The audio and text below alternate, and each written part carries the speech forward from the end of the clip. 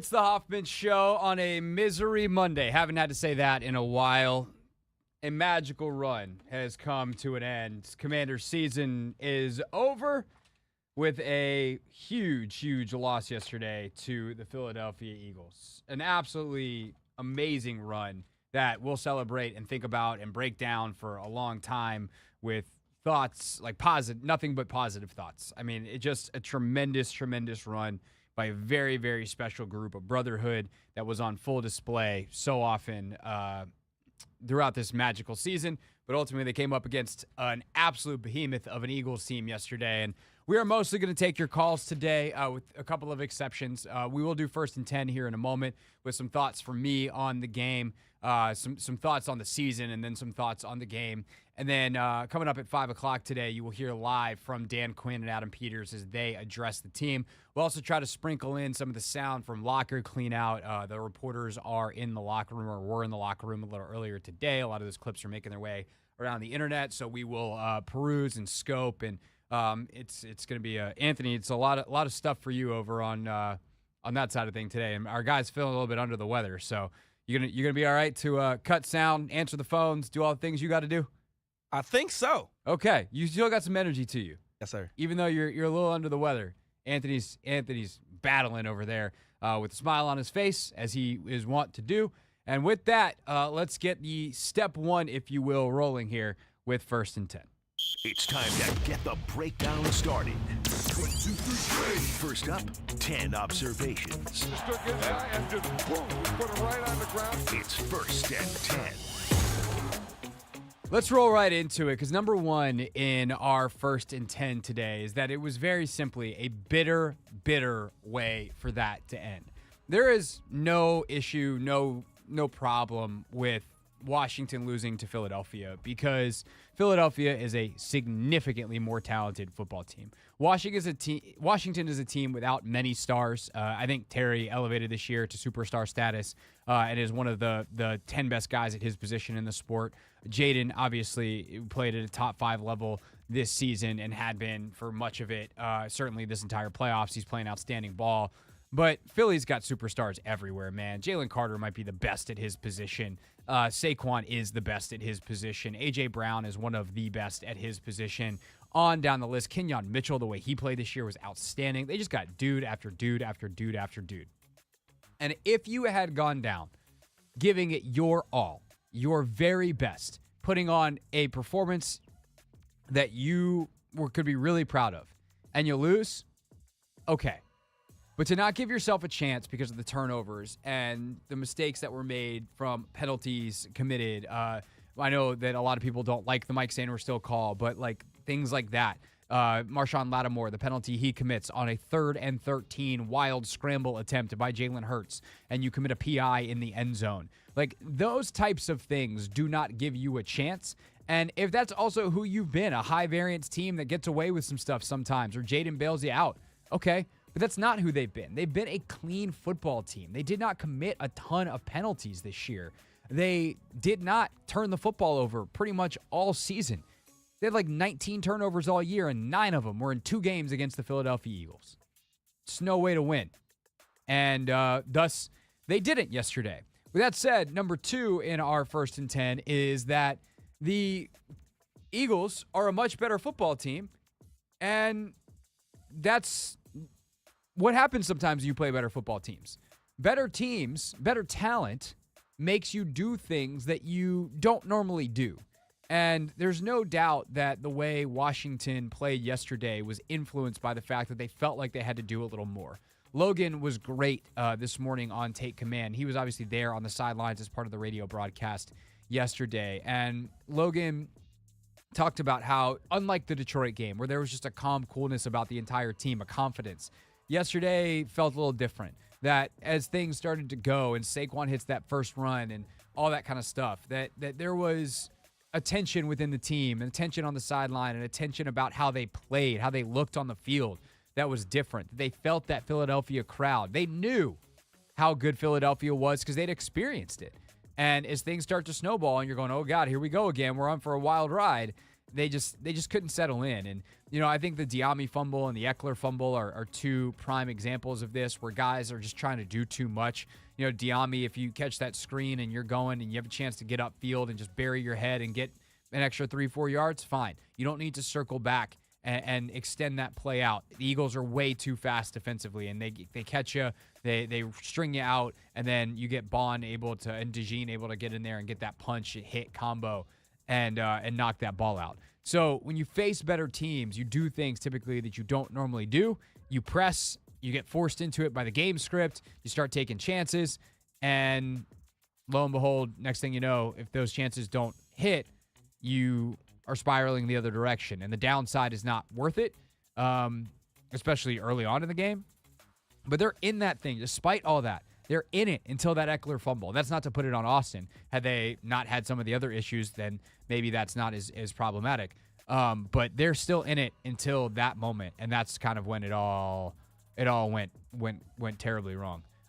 Number 3, and last big picture thing, and then I'll hit a couple of specific things from the game, and then we'll get to the phones at 301-230-0980.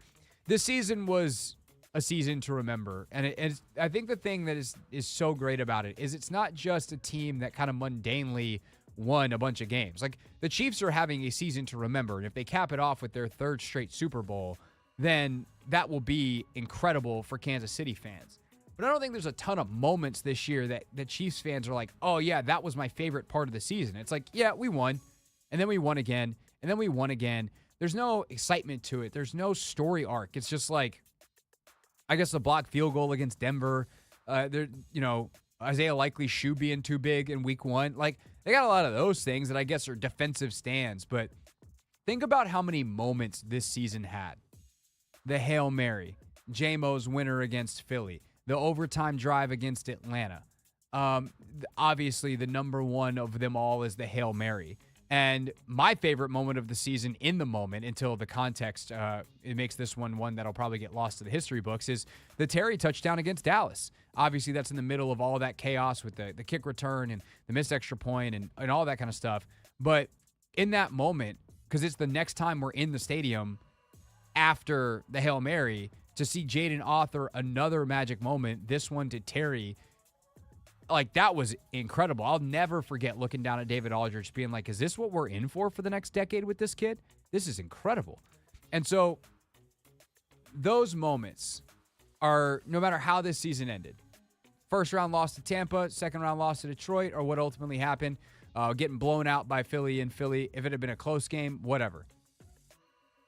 If that's the case, okay. Like, those endings are what they are. Versus a Super Bowl, and obviously that would have probably put the last little bit of touch on it.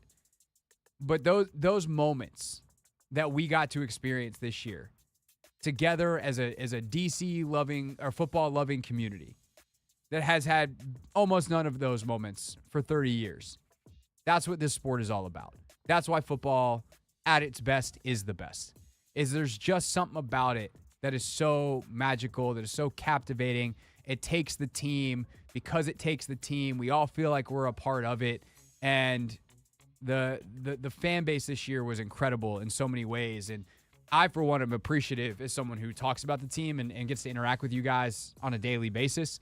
But I think what's even greater is the sense of brotherhood the team had, the camaraderie, and the fact that at the center of it all is this guy in Jaden Daniels, who is kind of the seed from which all of these moments grow. And if this season is about planting seeds for the future, there's no better seed than that guy. And it's why, even though, yes, we should be cognizant that these moments are fleeting, we should be realistic about the fact that this group is never going to be together again as constructed. We should be cognizant of the fact that it's not guaranteed that you get back here. The teams that do get back here typically are powered by a dude at quarterback. And the Commanders have a dude at quarterback. And that is something that is tremendously exciting. And that's not a guarantee, but it's the highest rate of success. And if he is this, he doesn't even have to, like, I think he's going to get better because, of course, he's going to get better. But even if he just plays like this for the rest of his career, we're talking about a guy that's going in the Ring of Fame, if not the Hall of Fame.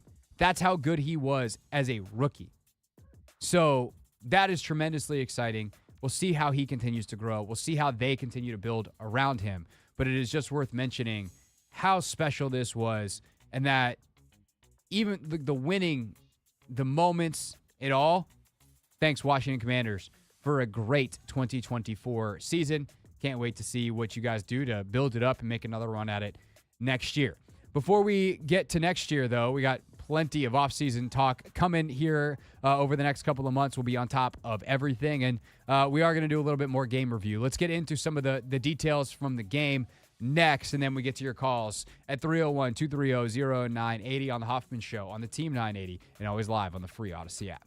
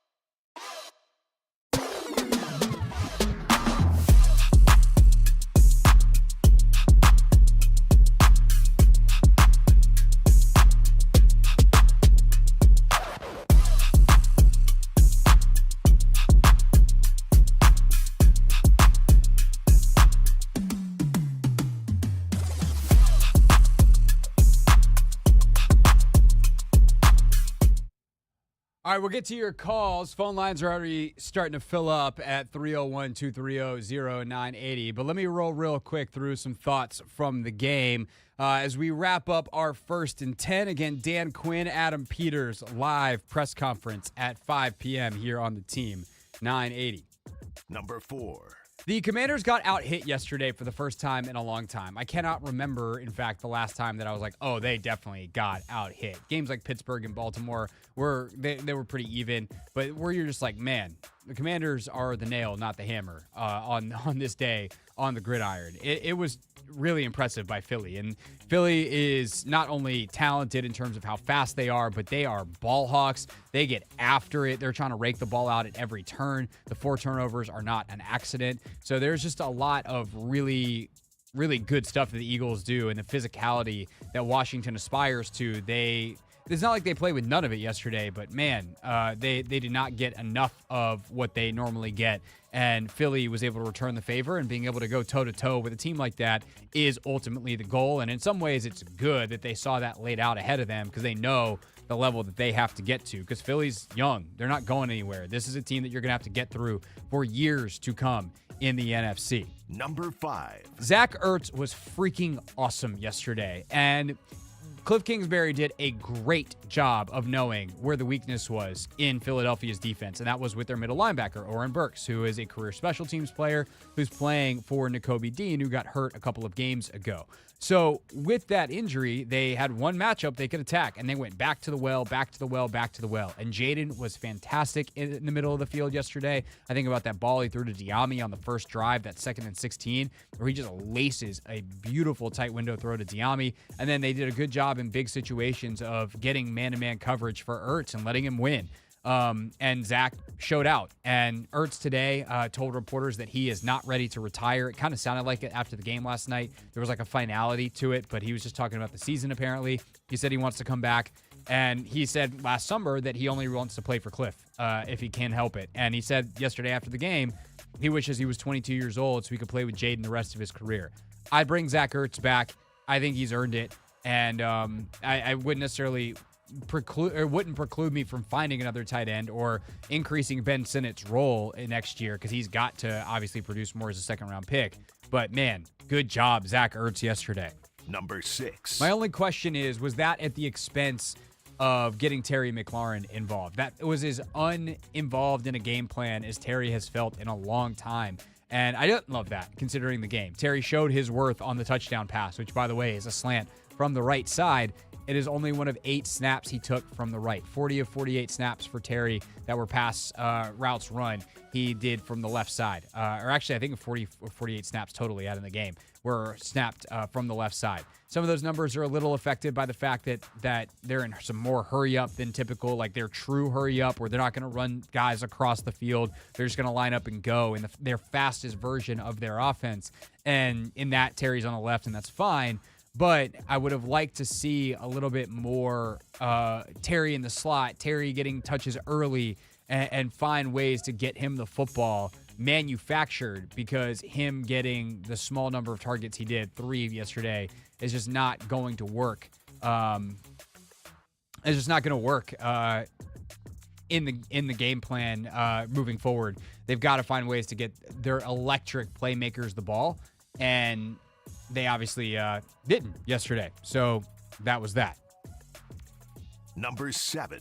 Number 7 in the pick, or sorry, not in the pick 6, in the 1st and 10, because if it was pick 6, there wouldn't be a number 7. I would say that, or I would ask you simply to think of how many times this year the ball is in the air and you have a sinking pit in your stomach because it's 3rd and 13 or, 4th and 5, and the defense has done something really well, and there's just this feeling that that a flag is coming. That's too many times that you're thinking about, and that's kind of the point. This secondary has a knack for being unclutch, and Benjamin St. Juste, we talked about his unclutch gene throughout the season, but it's not just BSJ. Mikey, that I know people don't like that roughing call yesterday out of bounds, but it was the correct call. And Logan, who was on the field, didn't have a problem with it at the time. Is it a little soft?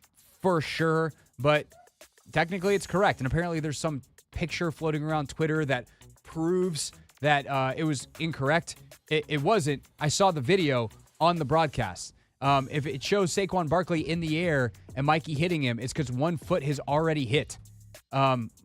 It was very clear on the video that they showed on the broadcast yesterday. So at the end of the day, like that, the Marshawn penalty, BSJ penalties throughout the year, Noah had some key ones. They had some roughing the passer penalties. Just the inability to just play within yourself on a third down is a killer situational awareness problem for specifically the secondary, but also this defense. And it's something that's got to be addressed next year. That's the one area of situational football where it's like you did everything right. You're in good position. Just don't pick up the flag. And then they did. Number 8. Special teams yesterday. Fumble from McNichols. Not good. That was apparently the thing that was enough to get Austin Eckler back on kickoffs. They needed a spark. They put Austin back there. We'll see what the future of that position is.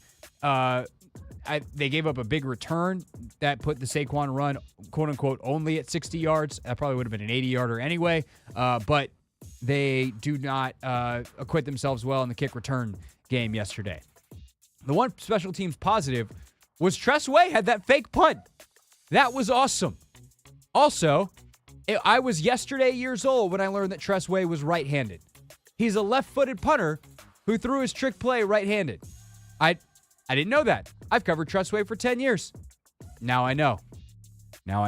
And so do you. Number 9. The Frankie Louvu thing at the goal line. Wacky bit. I don't know how much of it was a bit. I don't think it was actually. I think he was genuinely like, I'm going to, like, I don't know if he knew the rule that you can apparently be awarded a score on offense, which, by the way, is a good rule because at some point there's diminishing returns. It's like teams that do a hard count on the goal line when they're backed up. If you get the other team to jump, then you get 5 yards and get out of your own end zone. If your team jumps or you even pick up a delay of game and they move the ball back an inch, it doesn't matter. So there's got to be a repercussion. And so Frankie's like, well, if I mistime this, I'm just going to we're just going to move the ball another half inch. Who cares? And so we all learned that together. I think it was kind of hilarious, but it was also annoying. And by the way, I don't know that it actually was smart because there was a minute of game clock that went out because the game clock was running that entire time, which leads us to number 10. The refs. We've done a lot of ref number 10s this year in our 1st and 10, and I want to be clear. The refs did not cost Washington the game yesterday. I'd also like to be clear that the refs made some bad calls in some big spots, important spots, where the game was still in the balance yesterday. And the fact that the Eagles are 7-0 now with Sean Hockley, I think has a lot more to do with the fact that the Eagles are really good at football than it does Sean Hockley giving games to the Eagles. But he has also made a number of the questionable calls. I have never left a Sean Hockley game being like, that guy's a good official. And I have no idea why he was refereeing the NFC Championship game. So the holds that get missed, some of the calls that get made downfield, obviously those are not his, those are his crew. The Mikey call on the sideline is very hit or miss. But also, go watch the Buffalo game. The Chiefs, I know the Chiefs have a whole officiating scandal that people think that they get all the calls too, but like the 4th down thing, they just got too many calls that are bad, and it was all season long. And I was one of the highlights of my weekend was getting the ESPN news alert that the expanded replay system is going to be, or the instant replay, the super quick, hey, we looked in New York and overturned and got a call correct, is going to be expanded because some of these things feel like they should be able to be fixed very quickly because they're blatantly obviously missed. And being right is the point. That said, again, the Commanders did not lose the game because of the officials. The officials also, I think it was the 2-point conversion, could have easily called a legal man downfield. They did not. So there's calls that went Washington's way too. It's just the ones that are on the big plays that go against you that as a fan hurt the most. And I get that, which is why referees should be doing a better job, if it is at all humanly possible, to not miss calls in the first place. That is our 1st and 10. When we get back here on the Team 980, it's your calls until 5 o'clock when you'll hear from Dan Quinn and Adam Peters live on the Hoffman Show.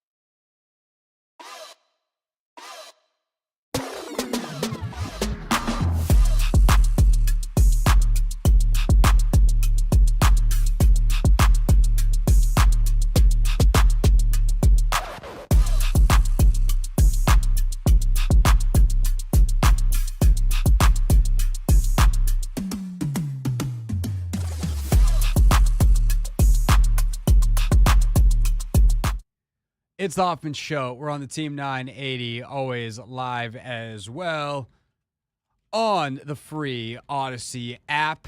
taking your calls. I guess technically this is Tell the Truth Monday. It's Misery Monday. That is for sure. 301-230-0980 is the phone number. And we're going to dive right into taking your calls. We're going to take as many as we can between now and 7 o'clock, with the exception of the period between 5 and whenever Dan Quinn and Adam Peters are done talking. They will start that press conference at 5 o'clock. We'll carry it live here on the Team 980. So without further ado, let's get to it. Ross in Tampa has been waiting patiently. Ross, you're up first. Appreciate you calling, homie. What you got for us here on this season-ending Misery Monday? I'll tell you what, Craig, my day got a lot better now that you just called me your homie. My goodness, thanks, man. I wouldn't call it Misery Monday, man. I'm going to call it Motivated Monday. Yeah, we got the doors blown off of us, and I feel like the game could have been a lot closer if we just didn't shoot ourselves in the foot. But I don't think there's any fan, except for Shannon Oxenhill, no shade. I don't think there's a single fan out there who doesn't think that we overachieved with all the things that we've done over the off season. And just to say we made it this far with a rookie quarterback and all the pieces around him, and I believe this will probably be the least talented supporting cast we'll ever have. There's, like, no way that we're, like, not gen. I mean, yes, we wanted to be in the Super Bowl for sure. We made it this far. Let's go a little further. But there's, like, no way. I'm not disappointed anymore. I was mad in the moment when it happened. My wife's over here laughing her butt off with the whole Frankie Louvu fiasco, and I'm just looking over her with the side eye like, can you be quiet? And that type of stuff. But, man, I'm so proud of this organization. I'm so proud of everybody from the owner all the way down to the practice squad players. And I just feel like if we can just maintain the camaraderie in-house on the field, man, it's only up from here, man, for sure. Yeah, Craig, thank you for taking my call, buddy. I'm looking forward to this offseason, man, seriously. Yeah, it's going to be a fun one, and it's really going to be fun, Ross, because we get to see what Adam Peters can do and how Matty can make Shannon Oxenhill again. And for one, I'm excited about that. Thanks, Ross. But Shannon Oxenhill definitely thinks they overachieved because he thought they were going to be booty. Although I guess on the Shannon Oxenhill front, Anthony, Jahan Dotson did make the Super Bowl. So you want to know who won the Jahan Dotson trade? Jahan Dotson. Yeah, he did. He didn't really do a whole lot to help him get there. But Nick Gates is there as well. They can get rings. There's a Rivera. Does Rivera get a ring from the Eagles? That ain't right. 301-230-0980. 301-230-0980. Let's go to Mutu. Mutu, thanks for calling. You are on the Hoffman Show. Hey, Craig. Yeah, I'm not going to beat myself up over this loss, as lopsided as it's been, man. Because one of the things going into this game that we know we had to do was play how we've been playing. Pretty much clean football. So I felt like this game, believe it or not, we were Detroit and Philly with us. Yeah. No, you're not wrong on that. We just kept, every time we're trying to go forward, we turn the ball over. But part of it, too, man, the players got to be more alert. When you're going up against the number one defense, these guys are trying to strip the ball. You got to cover it up. The other thing is, Zach Ertz, yeah, we got to re-sign him. He's definitely showing he's a big game performer. And before he signed with us, I know he's getting up there in age. I don't think he had played for like a year and a half, right? He was recovering from an injury. So I think he's still got a lot left in the tank. My issue, though, is with the defense. To make it to the Super Bowl, most teams have a top-flight defense. And our defense just got exposed, man, because though we're turning the ball over, we couldn't make a stop. I have a problem with our tackling. We need to get dudes that know how to fill gaps and know how to tackle. That's fundamentals. I'm going to blame the coaches for this, too. I mean, obviously the players. But how many times any running back, it don't matter who, running through 2, 3, 4 hour players' arms, man. I was at a lounge watching the game with my Sean Taylor 21 jersey on. Dude, I ain't never missed him on the field like yesterday. I'm telling you. Mutu, I got to keep it rolling. I think you brought up a bunch of good points. I'm going to respond to all of them, I promise. But I appreciate the call. We just got a bunch of them that we're getting to. Great call as always. Let me go in reverse. The Commanders' defense was a top 5 tackling team in the NFL this year. I know they didn't look like it yesterday, and how they calculate those stats, I think, is interesting because I think at times the Commanders, like their inability to finish plays in the backfield, for instance, probably don't go down as missed tackles. And in fact, they go down as pressures sometimes. And it's like you get one hand on the quarterback, but you can't quite wrap him up. And it's like, oh, he's just out of his grasp. That's not really a missed tackle, as opposed to like Saquon Barkley breaking free from Quan Martin and Jeremy Chin. Those are obviously both missed tackles. And I'm not telling you they tackled well yesterday, but there was a bunch of stuff going into the Tampa game about their missed tackle rate because Bucky Irving had forced more missed tackles than any back in the league. And the Commanders are a top 5 tackling team. They're actually very good at it. They were bad in week 1. They cleaned it up, and they were basically good until last week. So if you think they're bad, go watch other teams try to tackle. And obviously it's going to be worse because there's 28 teams that would rather be the Commanders, if they're top 5. So I think that's probably worth pointing out. Ertz, yes. Totally agreed. I would bring him back. I think his clutchness in the red zone, third down, that's what they wanted out of him this year, and he was so much more than that. And if he's going to continue to help Jaden, I'm here for it. And then about players being more alert, I generally think they were good this year in a lot of those regards. And I think it's important for us to remember when we talk about all of this stuff. They just lost the NFC Championship game. They're one of the final 4 teams remaining. And so the idea of like blaming coaches or whatever, like blame's not the right word. Like they topped out. They lost to a significantly better team. The coaches got everything you could ever ask for out of this group of players. They need some better players in spots, but I don't think anyone looks at Adam Peters and is like, oh, you didn't do enough. He did everything he possibly could. Like, who was the guy that you wanted them to sign that they didn't sign? And I'm sure that I'll get a couple of names where I've told other people that dude wasn't coming here. And the thing is, some of those guys, like say, oh, go get Derrick Henry. Derrick Henry wanted to go compete for a championship. Ironically, the team that he signed with lost 1 round earlier than the team that he could have signed with a couple miles down the road. If I don't think Washington was looking to make that kind of splash, but they could have. But Derrick Henry and nobody else thought Washington was going to be great this year. This offseason, if there's a Derrick Henry type available, which there aren't because it's Derrick Henry and Saquon and like Bijan Robinson and maybe one other back that I'm forgetting, but like that caliber of player just doesn't exist in mass. But like the best players on the market are going to want to come to Washington now because they've seen proof of product. They've seen Jaden Daniels be Jaden Daniels. They've seen how guys rave about being here. They're going to talk to Terry and all these guys at the Pro Bowl, and they're going to be like, what was it like? And they'll be like, it was the best year of my career, and guys are going to want to be a part of it. So I think that saying I blame someone for anything that happens on a macro level is not really picking the right word. Because unless you're talking about Ron Rivera and the previous administration and the previous ownership for leaving what was left in the cupboard. But this team maxed out. And that's a cool thing because most teams that don't win the Super Bowl don't max out, and only one team wins the Super Bowl every year. So grateful for that from this seat. And I know a lot of you are as well. 301-230-0980. We'll take more of your calls next.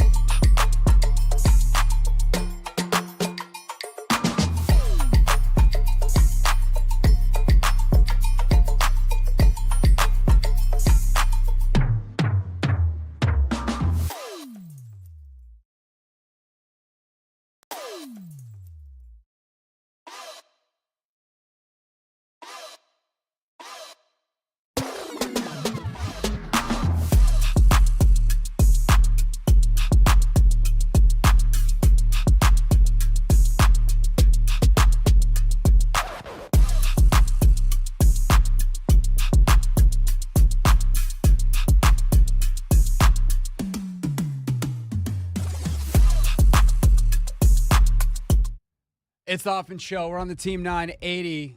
Always taking your calls at 301-230-0980. Of course, you can listen to us on the free Odyssey app and on YouTube at the Team 980 as well. Let's keep it rolling before we get to Dan Quinn and Adam Peters at the top of the hour with Kelly. Kelly, thanks for holding. You are on the Hoffman Show.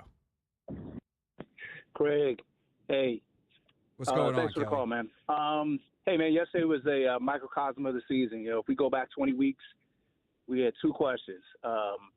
Is the rookie quarterback legit?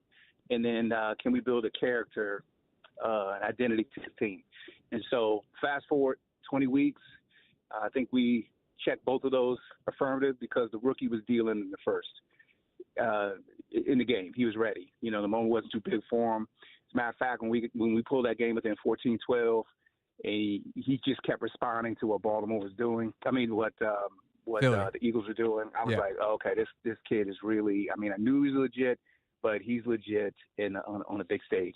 Unfortunately, you know, the turnovers are just a gut punch, and then they just exacerbate every other thing after that, penalties and stuff like that. But it would have just been neat to see them play a clean game turnover-wise. Because physicality and all that's going to happen in that kind of game. But if they just had one or two less turnovers, it would just been interesting to see if we can get that to a one-score game, kind of how game flow and all that stuff changes. But and also what happens to Philly when they get squeezed, because Philly is only trailed for like 5 minutes since week 16 when the Commanders beat them, and they trailed for 18 seconds in this game. So they never felt that pressure. Yeah. So I'm pleased, man. You know, I say it's best times, worst of times. Best is you get a core players to experience the pain of losing at that level. But next year, Jaden will have all the rookies' ears, and he'll have even more of a command of the locker room. And he just will have, if you saw him in that press conference after the game, first time we heard him curse publicly like that, first time he seen a kid cry, it reminded me so much of Jordan have to press through that bubble against Detroit Pistons year after year until he just got through. So, we got a winner in him, and it was a great season. Kelly, great call. Appreciate it. I'm glad you brought up that press conference because I thought the same thing about Jaden, where I was like, we haven't seen him like this. He hates losing. We've known that. But he's so good at when there's another game to get to, just keeping it here. He's like, there's like a quiet confidence about it. But at the end of a season, there's no point. You can let it go. And he let it go. And I think that's healthy. I think that's good. This is a very well-adjusted, well-regulated human being. And that is going to help him sustain over the long term. And there's a fire deep within him that is going to not only burn for him, but I'm sure he's going to go light a couple fires under some other guys too. And he's going to share his flame with others this offseason. He'll invite guys to work out in California or wherever else. And I would keep as much of the infrastructure around him as you possibly can. And thank God the way that this coaching hiring has gone, there's still a chance that some guys get poached, but the biggest pieces look like they're going to stay in place. Let's go to Mill. Mill, thanks for calling. You are on the Hoffman Show. Hey, Craig, I ain't going to hold you long because I know you got the other guy coming up. But I just wanted to make a couple of key points. I'm really happy about the season and how it turned out. Like I said, I would say I agree with one of the callers. From the top down, it's already a success. I didn't think we was going to get this far, but at the same time, we kept winning. I just wanted to keep the spirit up. Every time y'all play that song at 4 o'clock, I'm so happy, being in my 30s, this was the first time ever, feeling like this and, seeing them win. And at the same time, I would say piggyback just a couple of comments you said. I mean, a lot of things could have went right, yesterday in the game. Terry could have got the ball early, all of this and that. But, I mean, give credit where credit's due with the Eagles. And to be honest, they really feel like I really feel like they're really our rivals more than the Cowboys. I mean, hey, the Cowboys didn't make the division championship, but we did, so we can literally get happy about that. And at the same time, I know JD is down right now, but at the same time, I really think he did a magnificent he did his thing this season, and for a rookie to kind of, get there, and at the same time, I just really think we have a lot in store, and AP and DQ all off season. It's going to be a lot of changes, but at the same time, I'm looking forward to it. And it was a great season, man.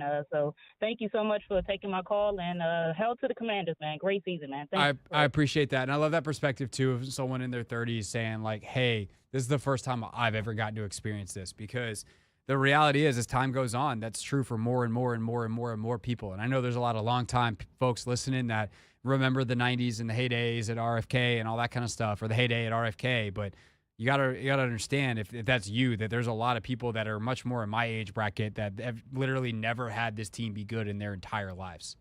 And to get to experience this is amazing. It makes, I think, a lot of folks understand why y'all are so passionate about those teams from the Gibbs years, Gibbs 1.0. And hopefully there's some Lombardi trophies to follow with JD at the helm. Also, on the Cowboys point, Tress Way now has more career passing yards in the NFC Championship game than Dak Prescott. Just, throwing that out there. Let's wrap things up. Mark, I got about 30 seconds for you. Hate to keep it short, but we got DQ and Adam Peters up next. So, Mark, real quick, wrap us up here. Hi, Craig. It's a pleasure as usual. I'm one of them old-timers that you mentioned. I had the privilege of all 4 Super Bowl appearances, and I'm going to say that. So, I'm just – this whole thing is so positive.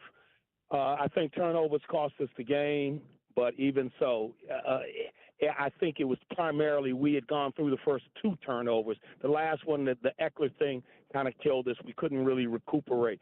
But what I'd like to ask you is this. We've got the 30th ranked run defense. Now, from our personnel, I don't see it. We've got 2 above-average D tackles. We've got Wagner and Luvu. Is it the scheme or is it the players? So, okay. Yeah, Mark, I appreciate the call. I'm going to let you hang up and listen here because we got to run. But it is a great question and one of my great hypotheses for this offseason. Because realistically, I literally was on the phone with Logan driving in talking about this. And it's something we're going to look at on film this week. And then we're going to do a much deeper dive during the season. Because I do think Allen and Payne don't play the run great. They played it kind of great 1 year under Rivera, but mostly have not been great run players in their career. They both got paid because of what they can do as pass rushers. So the D-tackle thing's a little underrated. I think some of the edge players that they signed are not great run players either. At the very least, they're very hit-or-miss run players. Bobby's amazing, but Luvu's not a great run player. He's a high-risk, high-reward run player. Not always clean in his gap, but if he hits it right, he'll obviously fire and make a tackle for loss. But this is the second straight year that Dan Quinn has been run out of the playoffs. It was the Packers with the Cowboys last year, and then obviously this Eagles team. But those are also 2 great rushing offenses. So is there something to this? Or is there something more, or is it like, no, this is smart and it's personnel? But I also think it's like, they make some choices defensively to not give up explosive plays, and they were successful in that part, and that's part of it. So the answer is it's both. It's always going to be both. It's some element of scheme, some element of players. Just how much of each is a huge project that we're going to embark on this offseason, we as in me and Logan. And I look forward to answering that question for you guys because I think it's obviously more than fair. When we get back here on the Team 980, Dan Quinn, Adam Peters, live from the podium in Ashburn.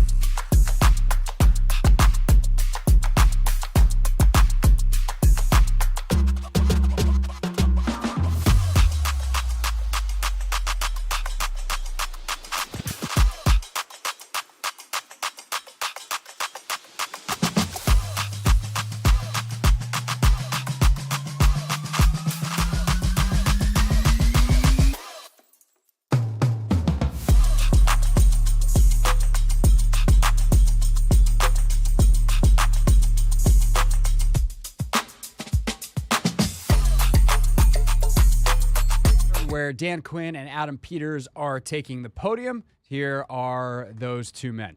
First huddle up, and you got to earn them. And as sure as hell don't want to, but you do need them to grow. And you truly don't know who you are until you get your ass knocked down and see how you get back up. And if I know anything about our team, they will absolutely get up swinging. And so as AP and I, we can sit up here and point to every great win this game has given us. But I know we'd also spend more time on the losses. And that we still ain't over years later. But all of them led to he and I being here together. And together I wouldn't want to ride strong with anybody else. And so he's been an amazing partner for me all the way through. And so a lot to be thankful for our team. I'm not there yet. I will be one day, but I'm not there today. So all I said, I'll kick it over to Adam, and he'll kick on, then we'll get rocking with you guys.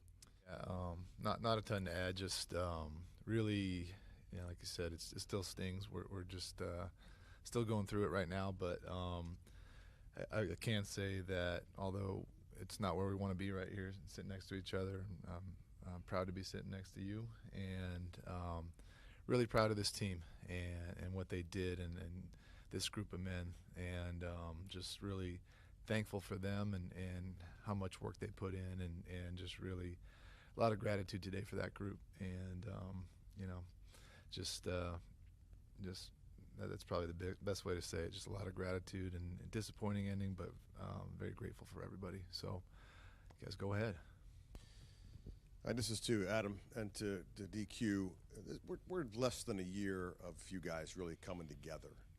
You've been in the league. You've seen success happen at a certain rate. This was a fast rate, according to most. How surprised are you that you got to this point this quick?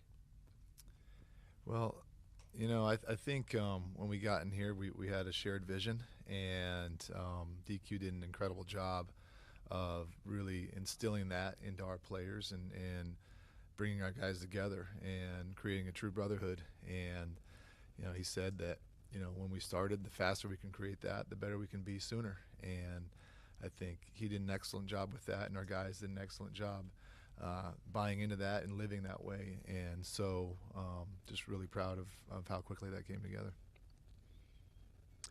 For me, I thought that was probably the difference between like you've heard us say the word rebuild and recalibration. And we knew there were some excellent people here, and rebuild would have meant tear down. And that's not how we thought of this at all. And there were so many, people that were here that were absolutely all in. And so for us getting a chance to visit with, somebody like Tress Way today, and to know how much he is in, you feel it. And those are, some of the emotions I have for it. And the recalibration meant everybody's the needle bounces around a little bit, but we found it. And we found who we are and our identity. And like I said, the floor has risen, but we're nowhere near where our ceiling's gonna be, and that fires me up. Question for DQ or both of you. We gotta stop with the both of them. We can do, yeah. Dan, there you go. You've been through this with Atlanta, the coaching carousel stuff, losing assistants. As much as you're still going through the emotions from yesterday, that carousel is moving. How do you prepare? Obviously, Cliff and Joe have gotten requests, but even further down the line, how do you prepare for coming moves that are probably inevitable, and how does that impact your self-scouting going forward? Yeah, you better be prepared, right? Because as a staff, if you do well, then those are some of the things that take place from that. And we do have a deep crew, and that was part of the plan all along, that if those moments happen, we'll be ready to adjust. Not only do we develop the players here, Adam and I, we also want to develop coaches. And so everybody in here, how do we get better? Where do we go? And so we dig in hard on those. As far as what is just, more speculation for us, but that is our plan of how we do things. We develop people here. For Adam, last year you had obviously a very busy year in terms of building this roster, revamping it, and so on. And it looks like another one is on tap, knowing how many free agents you guys have. What kind of lessons, takeaways did you get from doing it this past year? It's a different situation perhaps, but that you think apply to what you're going to do now going forward? Yeah, I think something that when we talked with a lot of the guys today, really resonated with, I think, both of us, and that's bringing in the right people and bringing in guys who we see as commanders. And so I think if we're going to take away a lesson, I think that would probably be the biggest one, is getting the guys that are commanders, that are competitors, that love ball, love each other, and will play for each other. And we had a bunch of those guys on this team, and they like playing for each other, and they all said that today, and it was really a cool thing to hear, and so that's what we'll look for. AP, what did you make of Marshawn's play this year, and what needs to happen for him to be playing his best going forward?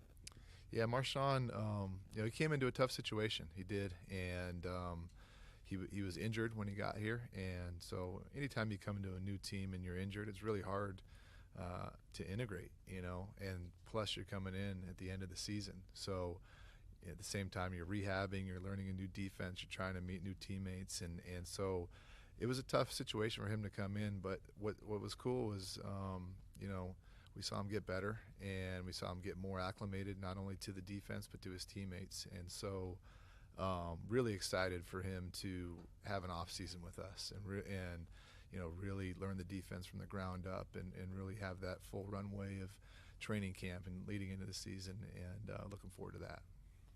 Adam and Dan, if you want to chime in, Okay, you're welcome I to got as you. well. I'm not chiming. Okay. I chime all the time. I'm not chiming. You've been through a number with different organizations where you've had success. How do you, when you're trying to look for the future, balance, you have the emotion of the season and what you guys did versus having to take a cold, hard look at how it needs to proceed going forward with decisions making on the roster, et cetera? Yeah, like today is, like you said, it's a tough day, and so we're just kind of getting through that right now.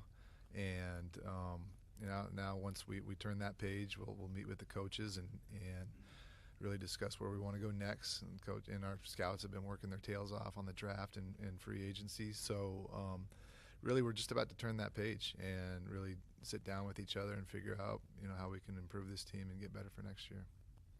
It's for Adam. What'd you make of the job Cliff Kingsbury did, and is your expectation that he will be back as offensive coordinator next year? I'll speak on the first part. I thought he did a fantastic job, and I thought he really he led well. He had great energy. He listened. He was, obviously the performance was outstanding. He's a great play caller, but I think just really being able to. I've known Cliff since I was 23, and so I've known him a long time. I never worked next to him, and just to see how hard of a worker he is and how tireless he is. He's here, 3 a.m. I think. I didn't beat him in once. Tried to, couldn't do it. And how much he cares about this team and the guys in that room was really really special to see. And I'm sure his time's coming soon. This question is for Dan. Obviously, your messaging about the scars must have resonated because Tressway shared that with us in kind of his media availability. What ultimately was behind that in terms of maybe adding fuel and kind of learning from that loss against Philly, and kind of just dig deeper on that scar messaging, please? Sure. Those tough games that leave the mark, that's really what we're talking about. And you have to go through them because you only really get to be back in that spot, in that arena, to get to this was my lesson into this. And the scars are there to remind you of what and how, and it's really hard to get to the game that we got to yesterday. And so I wanted to make sure that it counts, that the lessons are learned and that we're able to apply them moving forward. And but it does sting. It's when you're in front of the team and how hard they have absolutely went for it.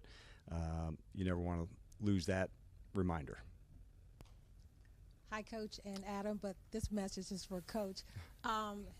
Clean out locker room was today, and some of these players will be back and some maybe not. But what was the most important message, whether they're going to be back or not, that you wanted to deliver to each player? Because talking to the players today, they said that you cannot cheat the process. Yep, that's what you'd like to hear as a coach, Donna. What I said to them last night, I wanted them to, even before they got a chance to visit with you guys, to savor this time. And they've created something together as teammates that is special. And not every locker room is the same year to year. And knowing that next year's team will be different than this year's team. But what they have created, I didn't want them to miss that and lose that, because having great team chemistry is a part of a championship run. And they know exactly what that looks like, and I discussed that today. There'll be some time in between now and when our off-season program begins, and making sure they're checking up on one another and calling in and pushing and doing all the things that great teammates do. And this has been a really, really fun team to coach because of their connection. There'll be plenty of times where a meeting will start and Adam and I'll just be right outside, and I'll wait a minute. I'll just hear the noise, and they're inside and enjoying their time together. So I don't always start right then, just because nobody's out in the hall and they're not late. I just know that they enjoy that time that they spend together. And if you can create that as a team and really fight your ass off for it, that's the type of environment we want to foster as often as we can. This question's for Coach Quinn. Just kind of your reflections on the reigniting of this fan base and how excited fans were for this run this year. What did that mean to you as the head coach of this team? You know what it meant? Like, honestly, so much. And there were certain markers that happened along the way this year that the team, we absolutely felt that. And I think from a home game perspective, it was Atlanta was the one, for whatever reason. I think, and Tress even referenced this, we were losing, I believe, at the half. And to hear the crowd erupt, like feeling the support behind them, like you can't help but to win. And so to know that, and then saw Burgundy down in gold in Dallas, and then in Tampa, and smidgens of it in Detroit. And again, yesterday, we feel it. We feel it, and we know how important football is to this community. And so to know that we're a part of that, man, it's really awesome. For Adam, this team wasn't expected to appear in the NFC Championship game. How does this success that you guys had this season affect how you approach the offseason? Does it make you more aggressive in trades or free agency? Yeah, I think every year's different, and every team's different. And so this is where we ended up this year, but every team starts again at the bottom. And so once this season's over, we're 0-0, and every single day we're just going to have to try to get better. And I know it's a boring answer, but it really is just we're going to look at every single day as getting better each day and doing what's best for the team and trying to get back up. Don't worry about it. They've heard that message before. They're okay. Hey there, and this question is for Adam. As you both have mentioned, this is a tough day for you all and for the players as well, but it's still kind of business as usual, right? It's Senior Bowl week, and there's still work to be done. So how do you just kind of focus, Adam, to say, okay, I got to feel the way I feel, but continue on with doing the work of the business? Yeah, it is, it's sobering, but then getting down, and we're going to go down, a few of us are going to go down to the Senior Bowl tomorrow. And so that's exciting, and we're going to do that, whatever the result of the game was. But really exciting to go down there and be with the guys, be with our scouts that are out on the road all year and working their tails off to get ready for the draft. So, I didn't prepare for this day, and maybe that's silly, but I didn't, and wasn't expecting this. And so, you got to kind of come in and turn the page. And so we did that today, and then tomorrow we'll go back down there and look ahead and get caught up with all that stuff, and then it's the rest of the off season. So it never stops. It really doesn't. But it'll be good to get down there and see the guys and be around the guys. It'll be fun. This message is for both, but specifically you, Dan. I asked a lot of players about the phrases around the building and what resonated to them the most. And most of them said that anybody, anywhere, anytime was the phrase that they took from the season that embodied the whole season.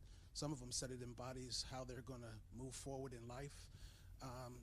As a teacher, as somebody who wanted to teach a culture, could you talk about how good that makes you feel that it resonated, not just words that were on walls, but now it's part of who they are? Yeah, I love that you shared that.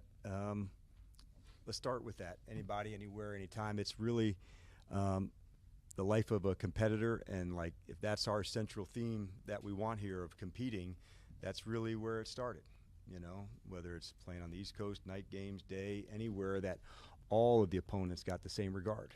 And like they were going to get all of us and how we would go do that. And so it really was about us, even though it's anybody, it was really our way.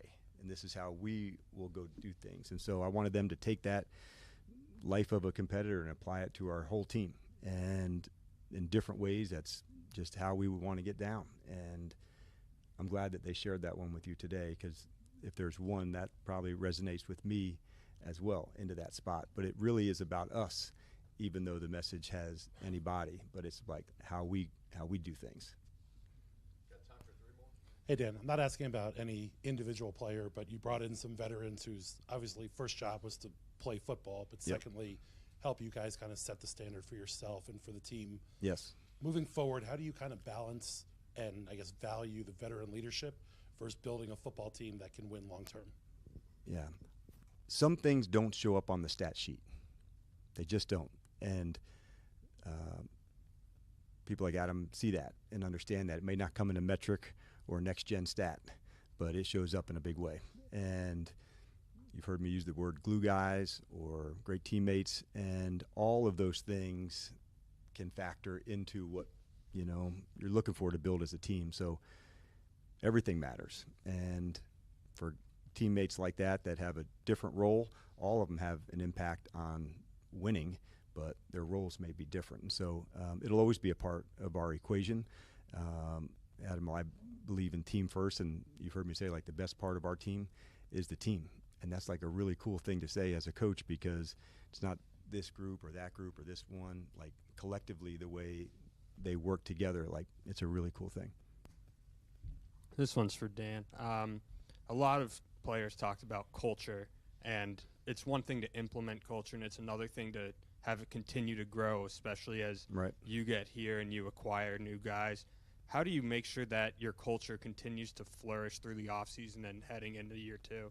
Yeah, it's such an important topic, and it really is the work that we do every day, and it's like how we conduct our lives here. And so we're all on the same page here. And I can remember when we added a player to the team, I said, you can ask anybody here, man, a rookie, 10-year vet, we're all on the same page. This is how we do things. This is what we wear for walkthrough. This is where we go to train, whatever that is. And so that's their jobs to pay it forward to the next person.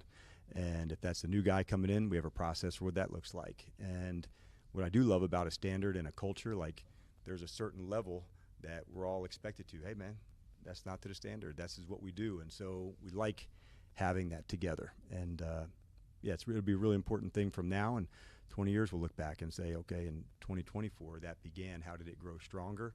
It will grow stronger because it's the people that live it. If it's just a sign on the wall, then you don't really have one. You have to live it.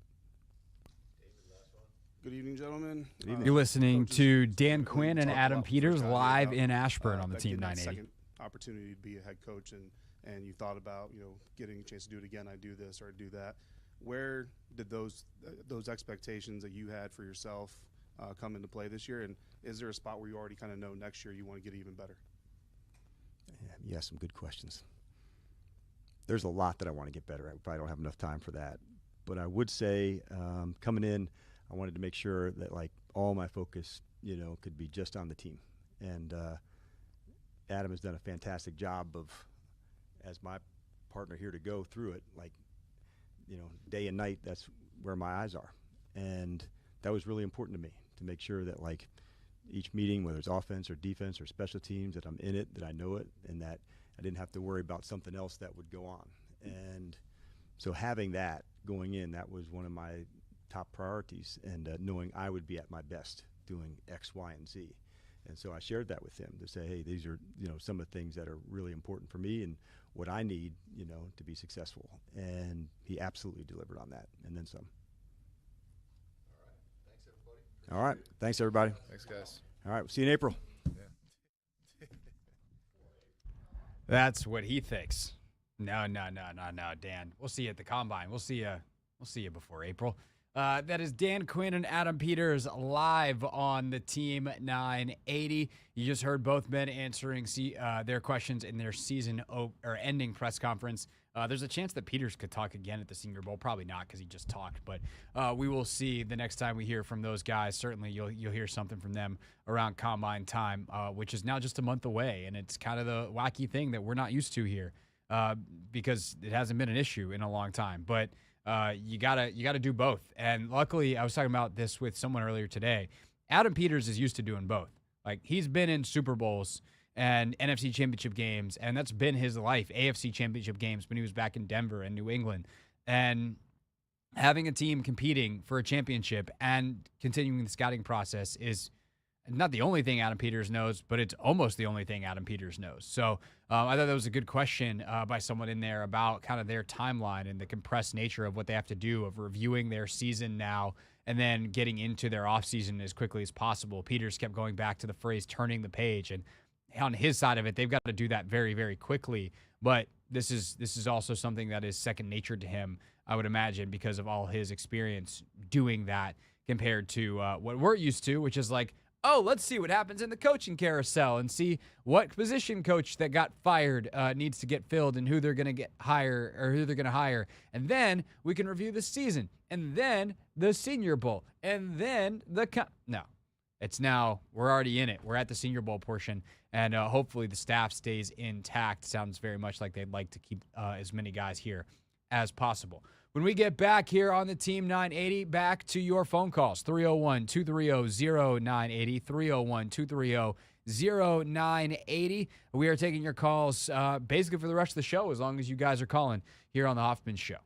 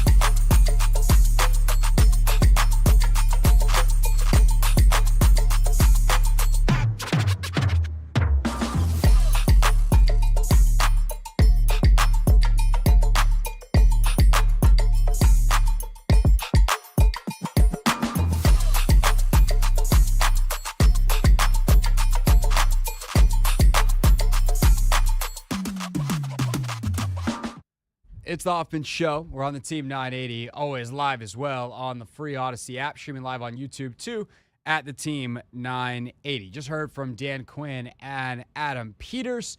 We'll play some of that audio throughout the rest of the show, sprinkle it in between your calls. 301-230-0980 is the phone number. 301-230-0980 is the phone number where you can just kind of let loose about the season. How you feeling day after on a misery Monday, on a tell the truth Monday. Thoughts on the game as well. That miserable 4-turnover performance against the Eagles. Let's go to AP. AP, thanks for calling. You are on the Hoffman Show. Hey, Hoffman, how you doing? Doing all right, bro. That's a silly question to ask you how you doing, because if you're feeling like me, we're all feeling terrible. Yeah, it's not great. Although considering I was like half dead for most of last week, I'm just happy to be healthy, man. It puts a lot of stuff in perspective. So I'll give you that on a Monday. How about that? Hey, most definitely. We could always be thankful for that. For sure. So watching the game yesterday, you could just kind of tell how the tempo of that game was going, even from the opening kickoff. I was talking to some coworkers about it, just how we muffed the kick initially, and then, then we started to seem like our usual selves, going for it on fourth down, sustaining drives. But I just kind of felt we let the wind out of our sails when we went for the field goal rather than trying to draw up another high percentage play on fourth down. And, that was a win for Philly's defense. And then, of course, what happens, Saquon takes his 60-plus yards after a good return on the kickoff. So I just felt like, just almost instantaneously from the time that they got the ball that, that was the tempo, and that was just how the game was going to go. And then obviously the turnovers, in the biggest game of our lives to make it to the Super Bowl, which would then be the next biggest game of our lives, you just can't do that. But if I may, the fan base of Philly, man, they've always had this reputation of just being the nastiest, obnoxious, meanest fan base. But, man, I don't care how, bad or how prideful of a fan you are, but there's always a line that shouldn't be crossed, man. And, the videos, I was talking to Anthony about it. The videos I saw, man, of just people just trying to get to their cars, go home. It's like, look, we lost, y'all won. Y'all don't even know how to be winners, man. Y'all sole winners. Just leave people alone, man. Most fans wear it on their sleeves, and to then be tormented and harassed and physically assaulted on the way to your car, man, I just think that's where you got to draw the line, man. Hopefully Philly can do better as far as, more law enforcement presence, when people are departing the stadium, because it's just ridiculous what I saw, man. That's all I got. I appreciate you. Yeah, AP, appreciate the call. And I'm going to be honest, I didn't see any of those videos, but I wouldn't be surprised. NFL, how deep do I want to get with this? 301-230-0980. Our phone lines are empty, so if you want to get in, now's a good time to call because we got full lines available. So with that, I'll take a second, and then I want to circle back to some of the stuff AP said about the game. A lot of people don't like going to NFL games because a lot of folks and a lot of fan bases are drunk, terrible people. I cannot tell you, as someone who goes to a lot of women's sporting events, how much more joyful those games are because it's a different type of sports fan. And it's actually, in some ways, as women's sports get more popular, getting worse. And it's this is what you want in terms of, I would love to see the sports that I love grow, and people are trying to understand why I like women's soccer so much, or women's basketball so much. But it's also some of y'all can stay home. If you can enjoy this from your couch, be a part of the TV grading, you don't need to come here. Because people go because they genuinely love the game and, they want to go see the product, and they're there to root for their team, and there's, a respect of the opponent. And it's just a way better way to watch sports. And that's my opinion. Some of you guys listening are probably the type of folks that love to go get hammered at a game and yell at the opposing fans. And I love to compete, but competition is about what happens on the field. And you can razz people, you can have a good time. Hey, safe trip home. That's fun. Putting your hands on people in real life, that's a real mess around and find out type of moment. You do that to the wrong person, and don't say this like for shock value or to encourage this or endorse this, but you do that to the wrong person, and that's the last thing you do. Like, it's a scary world out there. And so if that stuff was happening in Philly, it is all too on brand. And it's why, like, players will not let their family go to road games at Philadelphia. And that's disgusting. That's a terrible, terrible look for a great city. Like, I actually have a lot of love for Philadelphia because my wife is from there. I've now spent a little bit of time there, but I used to hate going. And, like, I didn't like the city. I didn't like, because it's just like the people, it's one thing to be prideful. It's one thing to be all that stuff, but like, for what? So yeah, I hope that it continually is just a better, it's just a better atmosphere at NFL games, period. And that the drunk morons who make those games terrible to exist at will stop being drunk morons, because being a drunk moron is no way to be. That's my fan take. Real quick on the stuff that AP brought up about the game. The fourth down attempt is an interesting one. Like, the reason they went for it on those fourth downs is in part because they're kind of in no man's land. They're not in a confident Zane Gonzalez field goal is going to go in zone, and they're not in a it's worth punting zone. And I appreciate that aggressiveness from DQ, but once they were on their third, fourth down, and they are in a very comfortable field goal range, I also don't mind kicking there. In hindsight, obviously you needed that and those 4 points and a lot more if you could get them. And you can't be that scared of not getting points there because you've literally failed on fourth down on the first two drives of the previous two playoff games. But I also didn't really mind it. It just looked a million times worse when you give up a 40-yard kickoff return and a 60-yard touchdown on the next two plays. And I agree that, Philly had an energy about them from go in that game that was just different. And it really, as I'm watching that opening drive, was like, man, is Jaden just going to overcome this all by himself? Because they had multiple third downs, multiple fourth downs, obviously, and he just made plays. And I was like, I guess we thought he was going to have to win the game, but this seems to be taking it to an extreme. And then, of course, there's nothing he can do when he gets the ball on guys and they fumble it and all that kind of stuff. All right, let's keep rolling with the calls. Let's go to JD. JD, thanks for calling. You are on the Hoffman Show. Craig, what up, man? What up? Look, I don't usually call into the radio shows during the week. I usually do post-game stuff, but I just want to get the vibe of everybody after the loss. It's a positive feeling to me. We get to see Adam Peters really do a whole GM thing for a full season here and see about, plugging in some holes and drafting new people. So I'm excited about that aspect of what we got coming for us. The loss things, obviously you don't want 55 put up on us at any time. That sucks. And the only person I root for in Philly is Saquon Barkley. But other than that, it's just like, a winnable game in my eyes if we take away the turnovers.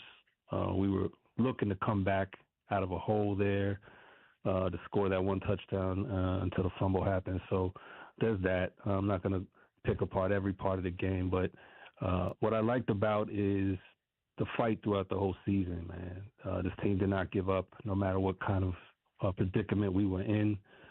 We have a bright future with young Jaden there. And then we get some solid pieces and reinforce a lot of the players that are we're going to lose through free agency. We stock up there. I think we're in good shape. The NFC East is going to be very competitive again next year, regardless of what we think about the Schottenheimer hire or what kind of state New York is in. The NFC East is always going to be a place where it's going to be a battleground. So I think with that, we have a good chance to kind of make our mark and kind of push forward next season. And I'm looking forward to seeing the development of some of our young guys that we already seen flash already. So overall, I think it's good. Sucks that we lost. I'll be rooting for KC. Yeah, I'm bitter, but it is what it is, and I feel like we're going to move forward from here, man. JD, always appreciate it. Great to talk to you, bro. I agree on so much what you said. Like the fight they showed. I mean, That was what was so jarring in some ways about yesterday. What was the last time there was time left on the clock and you didn't feel like they had a chance? Not since the Hail Mary. Like you've always felt, oh, they'll find a way. I guess maybe the last time would have been Week 11 versus the Eagles, where like Saquon gets that run, that second one, and you're like, okay, this game's over. But that one was super late. Not with 10 minutes to go in the fourth quarter. Like the Luvu shenanigans happen at like 12:35, I think, is the final snap of that sequence. And at that point, you're like, okay, this is probably over. And that hasn't happened. It didn't happen that early all year. Maybe Tampa, I guess, in week 1. But the fight this team has and the never say die attitude, I appreciate the hell out of how they compete. And that is DQ's thing. He's like, we're about, the anytime or anybody, anywhere, anytime is about the life of a competitor. That was what he just said in our press conference, or the press conference that we aired for you, Carrie, live here on the Team 980 about 40 minutes ago. And I'm also excited to see what Adam Peters can do in a full offseason. Like, he hired some scouts. Like, they did some things quietly in the background. And so we'll get to see. Now he's got to work magic because they're drafting way later than we anticipated them drafting. And that's a hard thing to do in year 2 of a rebuild, quote unquote, or recalibration, as they're put it, as Adam said in that press conference. Every year you're 0-0. You got to start from the ground up. And so we'll see what they can do. Obviously, when you're on the ground and your quarterback's already in the bunker with you, that tends to help quite a bit. More of your calls next. If you're on hold, stay there. We do have a couple lines available at 301-230-0980. But first, a look at what's trending.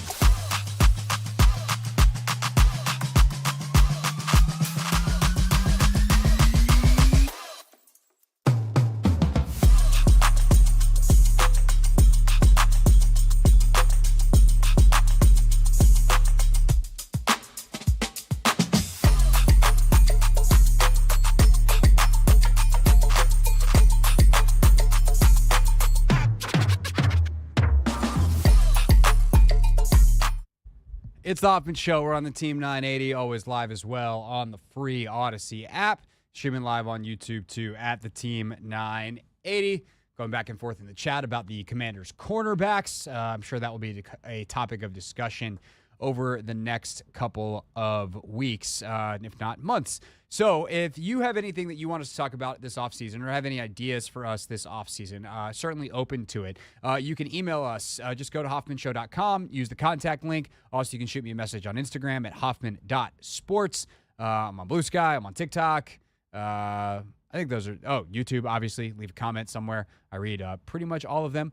So you can go ahead and do that and let us know some of the things that you would like to hear us talk about, whether it's a specific part of Commanders world or whether it's non-Commanders things. Definitely would be open to your feedback as we remember what the hell we do in the offseason, because I don't remember. Because the offseason, thankfully, was a long, long time ago. But we will have plenty of coverage, of course, of everything going on with the Commanders and the Senior Bowl and all the college scouting stuff, but also the NBA trade deadline coming up. I think Kyle Kuzma very well could be on the move, amongst other things for the Wizards and all the other NBA stuff that's happening. We will get into that, slowly kind of bleeding that back in over the next couple of weeks. Okay, let's get back to the phones, though. 301-230-0980. Let's go to Shaq. Shaq, thanks for holding. You are on the Hoffman Show. Hey, how you doing, Craig? Yeah, it's a little disappointing, but I think the moment, and we got a young team, the moment was a little too big for us. And you can see the talent level that Philly has, and that's what we know that we need to upgrade our talent level. I don't think nothing's off the board come the draft other than quarterback. And that's what we just need. We need to upgrade our talent. But overall, it's a good season, and our coaching carried us a long ways. Because you got to look, next year everything is not going to go perfect like this year did. Yeah, for sure. And I appreciate that, Shaq, a lot, because I think, there's people today that are like, oh, the coaches, in negative ways. And I'm like, these coaches got you to the NFC Championship game with this roster. And I know that Jaden was the main engine, but, who do you think was guiding Jaden? Who let Jaden be Jaden to the extent that he was Jaden? Who helped elevate Jaden to the extent he was being elevated? Who helped get the other guys in the right spots? Who helped the offensive line that was not very talented keep Jaden upright for most of the year? Who did enough defensively? And I know there's some bad defensive numbers. They ultimately finished 23rd in DVOA. But if you were to take just the back half of the season, they're definitely a lot higher. I can look up that number here in a second. But, they got better as the year went on. I think position by position, guy over guy, unit over unit, this is a group that grew together. And it was a lot of fun to watch. I think on the Philly side of it, though, it's worth pointing out, they're going to get better too, which is kind of scary. None of their, I guess the one thing for Philadelphia that they have to worry about is their offensive line is getting older and more banged up. And that is a team that has been built around that offensive line. And Jeff Stoutland, who is the guy as the offensive line coach in the NFL and the guy in Philly, who's kind of kept it that way for a long time and has been a part of so many of these guys' development, he's not a young man. And so if as long as Stoutland's there, they're going to be fine in that unit. And they've got Mailata, who's relatively young. Juergens at center is relatively young. Dickerson's got a couple more years left at least. But on the right side, Lane Johnson is at the end of the road within the next year or two. And then Mekhi Becton at right guard. But they got to find a replacement for Johnson.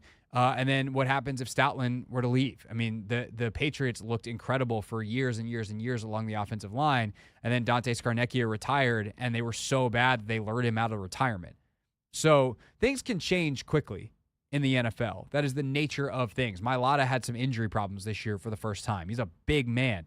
Hopefully that, I'm not wishing injury on anyone. Hopefully that was just a freak thing that happened this year. But Dickerson's got the injury, obviously. Juergens has this bad back.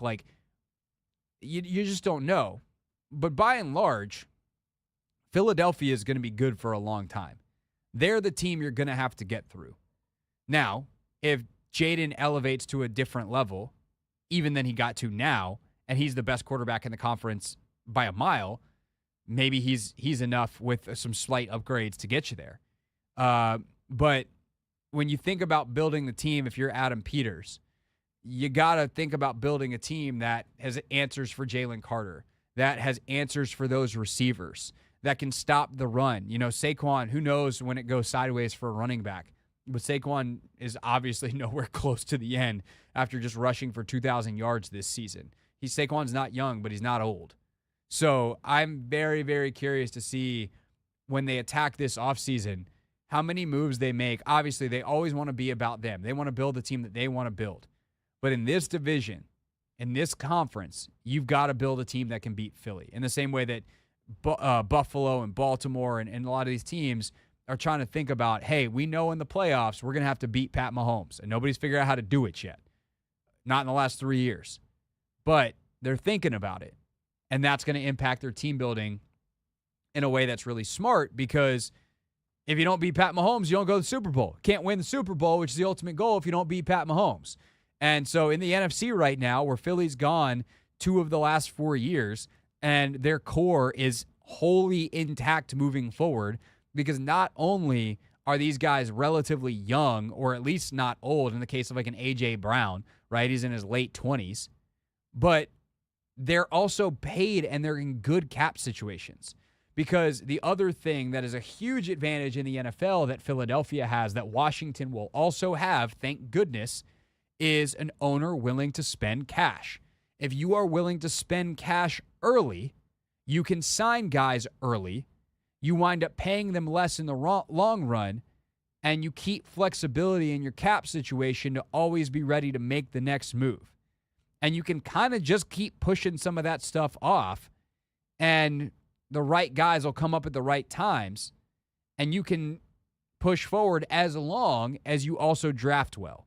And that's the Adam Peters part of this, is he's going to have the benefit of being able to pay guys early. They should pay Jaden as soon as humanly possible. They'll eventually pay Mike Sainristil early as opposed to letting it get late.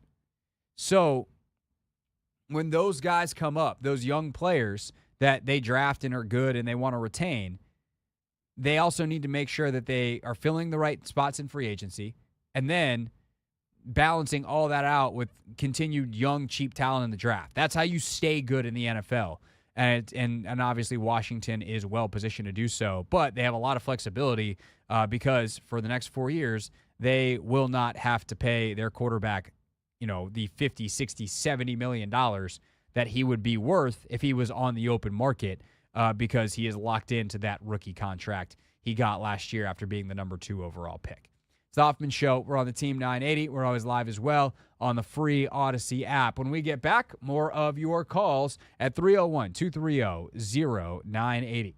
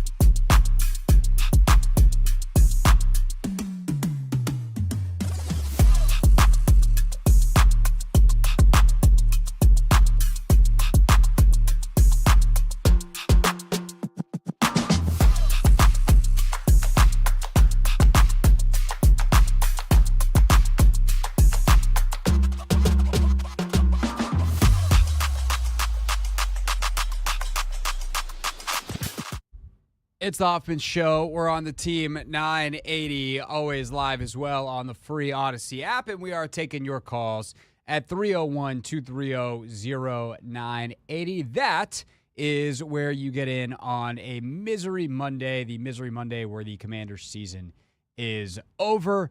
So your thoughts on the game, on the season, we're just kind of letting it flow here. We'll do a lot more of that tomorrow as well on a Vibe Check Tuesday. We'll start to make sense of the game a little bit more in some detail, too. We'll probably push our pick six until tomorrow. We got plenty of time, obviously, this week to go back on everything. And then we'll eventually look ahead to the Super Bowl, a Super Bowl that nobody in America wanted. They wanted either the Commanders or the Bills, if not both, and they got neither because that's the way it goes, apparently. But we'll look forward to it because the football side of it, even though the two teams are endlessly dislikable, the football side of it is actually going to be a lot of fun. So we'll talk about that. The coaching carousel continues to turn. The NBA trade deadline is coming up very quickly next week. So we got a whole bunch of stuff to talk about over the next few weeks here on the Team 980. Nevertheless, the Commanders offseason. But we're talking about the Commanders now and try to put a bow on the season at 301-230-0980. Let's go to our guy, Ford. Ford, thanks for calling. You are on the Hoffman Show. Craig and Ant, how are you? I'm good, Ford. Good. Hey, I just wanted to kind of take your perspective on the 30-year-olds, right? And the 20, 30, and early 40-year-olds. Coming from a guy who lived through Gibbs 1.0 and went to 4 NFC championship games, get ready, man. It's going to be a great 10-plus years, and it's going to be a change. We're in the midst of a change, and what I mean is it's gone from a, season from August to December to January through December, right? It's becoming a year-round thing. It's becoming a part of our lives. And you'll see what I mean when I call in next year at this time and say, hey, you see what I mean? Because the example is going to be like you're going to start circling the date the free agency starts. You're going to start planning schedule release parties. You're going to start saying, hey, honey, no, we can't go to Key West that weekend in October because the Skins are playing the Chiefs or the Commanders are playing the Chiefs. I just wanted to let all the youngins, if you will, yourself included, know that embrace this change. It's upon us now, but it's going to become more of a year-round, week-to-week, month-to-month, year-to-year thing instead of like, oh, they drafted who? Oh, they're playing? Forget it, You're going to start planning, I don't want to say planning your life around it, but in a way it's going to start changing our lives, your lives, in a very special way. So I just wanted to share some perspective from an old guy that lived through one glory decade, hopefully getting ready to live through another one, man. Yeah, so I'll hang up now and listen. Yeah, Ford, thanks for the call. And I think for a lot of people, they're going to get what you're saying. For me, it's a little different because, I'm a month shy of turning 35. Like, my life has revolved around this team and the football schedule for 10 years because that's the life in sports radio in D.C. And especially when I was on the beat, during the season, even now during the season, my life is extremely limited. I happened to be in South Carolina last week, and I was like, if they win against Tampa, then I'm just gonna have to do shows from down there. So I'm visiting my family because. And now, as someone who's married, I got two schedules I'm balancing, and my wife was between jobs, and that was the week she could go. And we've been trying to get down to see my family, and it was like, you want to know what? I'm just going to have to do it, and we're going to have to make some accommodations. And so I did 2 shows from our stations down at Odyssey in Greenville, South Carolina, and then did the post-game reaction show of my life after that divisional game against the Lions from the guest, my dad's office, or what used to be, because he retired in December. But thank God he still had a desk. That is what my life has been because this is my job. And for a lot of you that are diehards, this is also your life because schedule release date means, oh, now I get to plan my trips for the year because I go to a couple of games and I've been going the whole time or whatever. But what I think is going to happen truly is, to Ford's point, and why I appreciate him saying it, is there's going to be a lot more people joining you/us. There's going to be a lot more people who are interested in the draft coverage. It's like, well, I don't have to learn the players when I start tuning in September and then I tune out in October and I don't care again. I want to get involved now because it seems like, well, this last draft, there was this quarterback they took, and I wish I would have known about him sooner. And so the offseason is going to be a lot of fun because I think there's going to be a lot more interest in it in a way that happens when you're good because everything matters. And I think that's the other thing about yesterday and about this season that you learn when you win is the details are so important. And you hear about it on winning teams, but it's a different thing to see it. And especially when you watch a team week in, week out versus just kind of watching the NFL writ large. You start to see consistency and patterns and why good teams are good and bad teams are bad. And it feels unlucky at times when you're a bad team, but when you see it happening for your team on a regular basis, the situational excellence and things like that, you're like, oh, maybe this isn't good luck. Like this is engineered. And so I'm excited to see that. I'm excited to talk to all you guys all off season.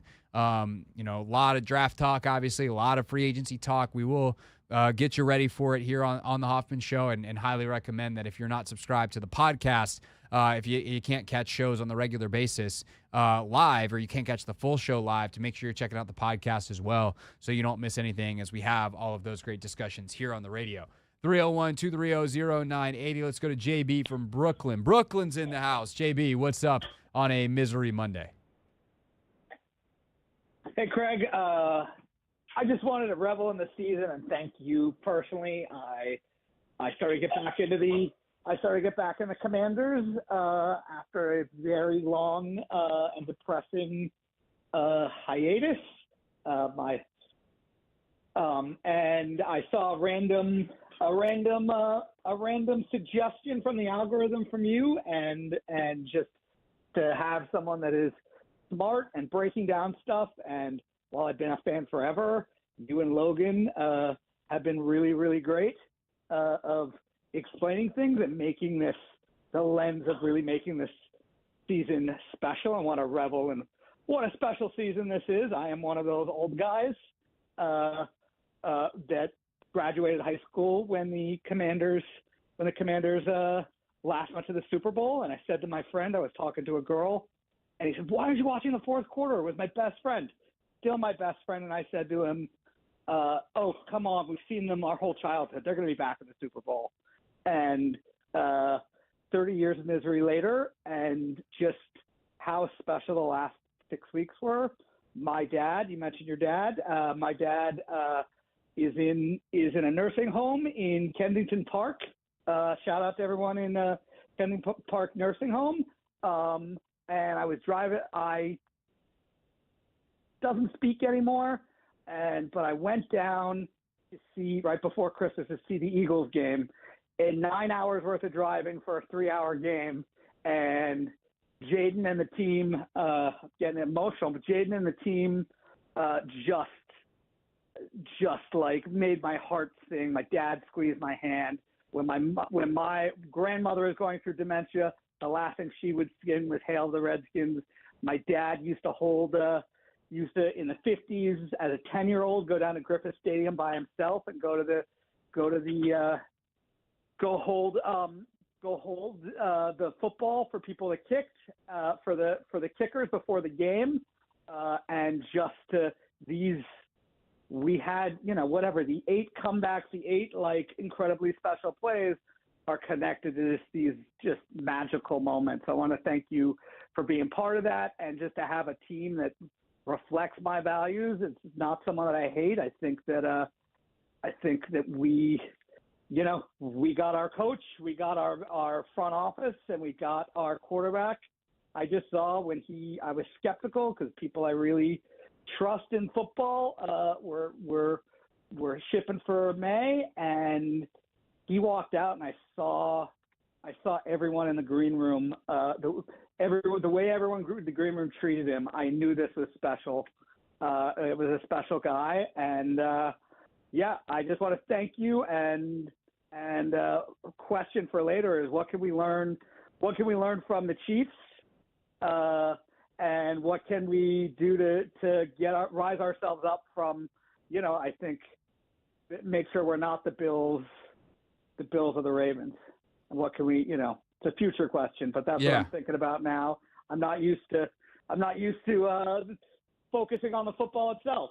Thank you for I appreciate you for letting me ramble. Yeah, JB, I appreciate your call a lot, man. That's really, really cool. Thank you so much for sharing that story, and best to your family as well. As it sounds like it's been a tough couple weeks here, and perhaps even longer. But glad you got that moment, and it means a lot for you to share with me that I've been a part of it, and Logan's been a part of it. So thank you. We'll definitely, I think, Super Bowl week tap into some lessons we can learn from the Chiefs and the Eagles.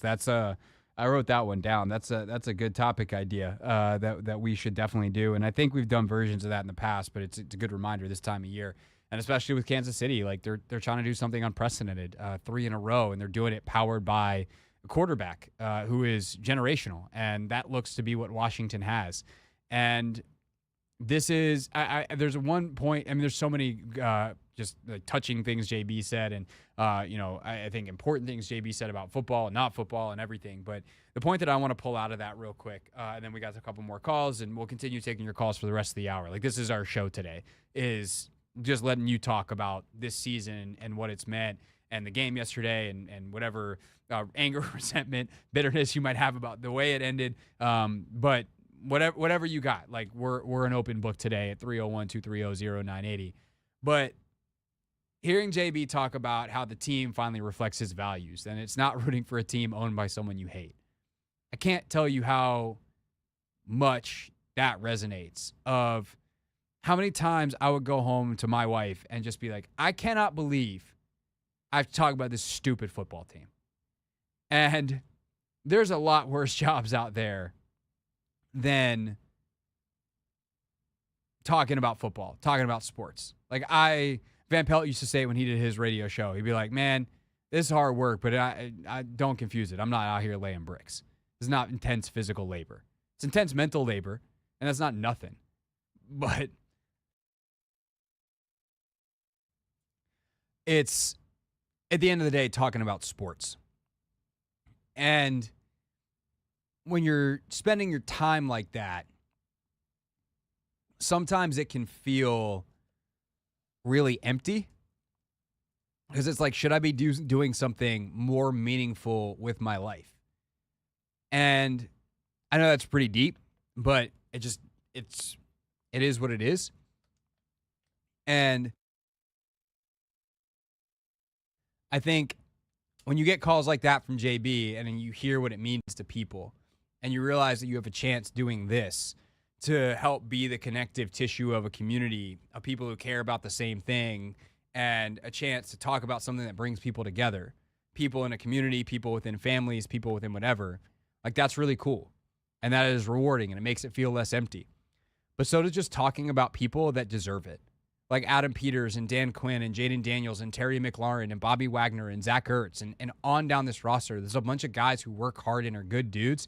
And at the top, like, Josh Harris is still a billionaire. I'm sure I could find things that I don't love about Josh Harris. That's the nature of society. I'm sure I could find things I don't love about Adam Peters or Dan Quinn if I really tried. Like, we're not going to agree on everything. But at the end of the day, like, I think all of these men are good men. And I'm not looking to find those things. And if they show up, we'll talk about them. But, like, at the end of the day, like, I think in their souls, they're good people who want good things, and they espouse good things. They talk about the right things. They talk about having the values of good culture, good leadership, what it truly means to be a good man, what it truly means to be tough, what it truly means to be a leader. Not fake machismo garbage that a lot of NFL coaches have espoused for decades. And that matters a lot. That makes this, for me, as someone who talks about it and spends my livelihood, spends more time doing this than anything else in my life, makes it feel worth it. And for all the emotional energy that so many of you put into it as fans, I would imagine you feel in many ways the exact same way. 301-230-0980. More of your calls on The Hoffman Show.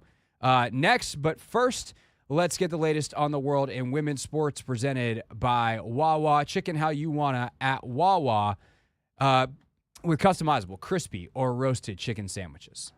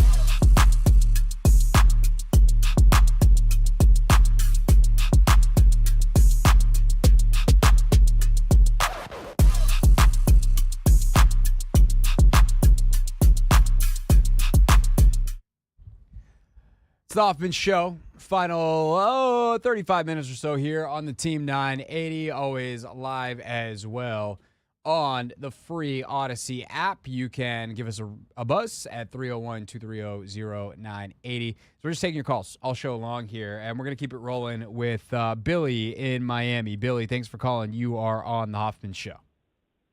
Hey, Craig, can you hear me okay? Yep, we got you. Awesome. I wasn't going to call earlier. I told Anthony, but I was listening in, and I just was touched by your last call up, JB. Yeah. And I just want to say that I had never called a radio station before until I heard you on the radio, and I'm just calling in to thank you. Yeah, it's because of your honesty and the way you open up like you just did that I think all of us feel like we can relate to you. And I just wanted to thank you for being part of my life and all of our lives. You've done a great job. Thank you for including me in the fantasy football league this year, which I got crushed. And, for being in Paris. And, really, you and Anthony feel like friends, seriously. And so keep doing what you're doing. That's all I'm calling about. Oh, I appreciate that, Billy. Thank you. I really do. Obviously, that's kind of what you want in your favorite radio show. I remember feeling that way about shows that I listened to growing up where you feel like you know the hosts. And I think it's important to remember that y'all don't actually know me, that there is a creative distance. But I'm also a human being. So, if you want to come up and we're out and about and doing stuff, I don't say that to be off-putting. I just say that to, don't be creepy. But if we're out and about, man, as long as it's in a commercial break, I love talking to people. I love, come up, say hello. Yeah, let us know that you listen on the regular basis, that you're in on the jokes. I love that stuff. It's why you do this. And I don't see myself as anything other than, I take this very seriously. It's my job. It's my vocation. And I try to do the job a certain way, how I was trained to do it at an actual journalism school. And that's a little different than some other folks who I think there's space for all of us. I don't have a scarcity mindset about this business and the way it gets done. But, I appreciate calls like that. I'm not going to be self-indulgent. If you want to call in and try to get on the radio and tell me how awesome I am, I'm not going to take your call for the rest of the show at the very least.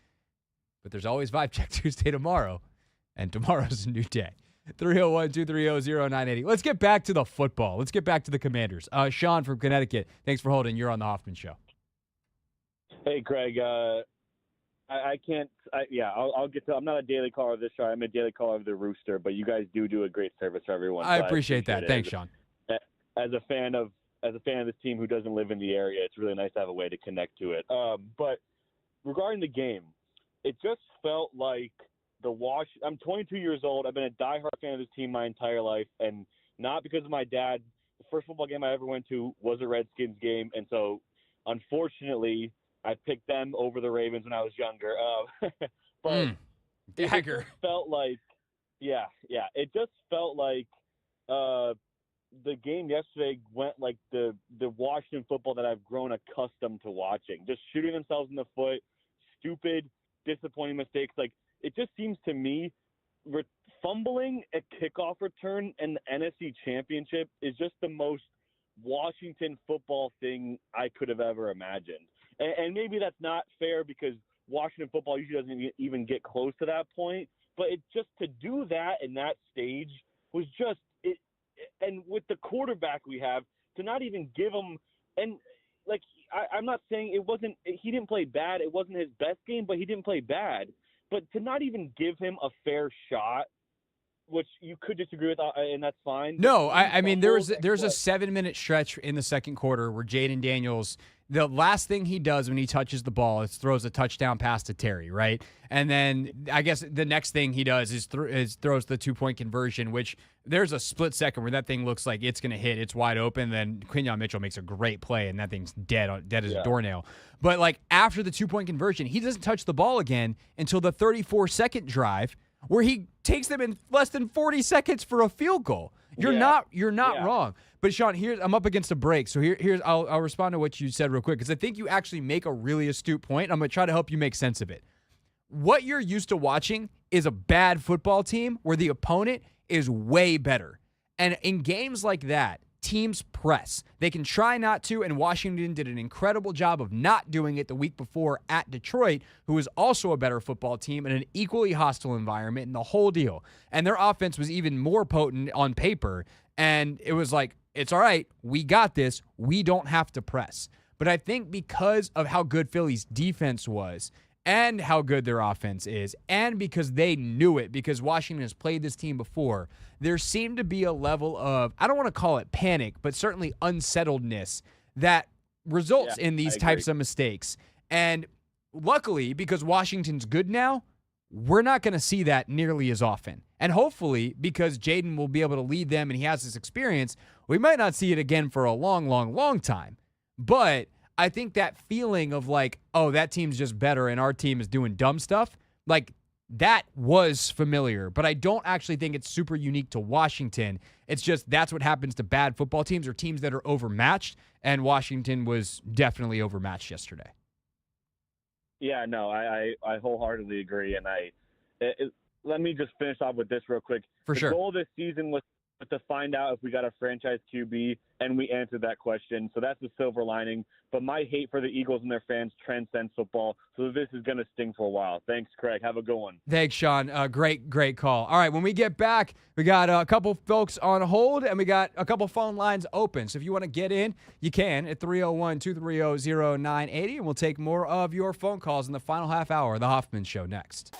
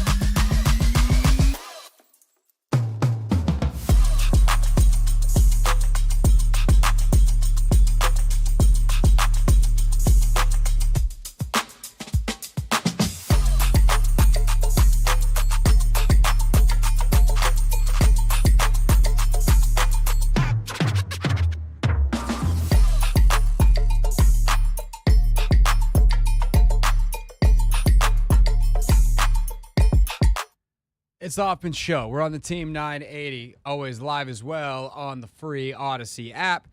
Streaming live on YouTube too at the Team 980. Tomorrow on the show, you'll hear, we'll react to more of what Dan Quinn and Adam Peters had to say. Also, a ton of sound making the rounds from the locker room clean out. So we will talk about some of the conversations that were had in the locker room today, players. And I just was listening to one. Scott Abraham posted a bunch of stuff.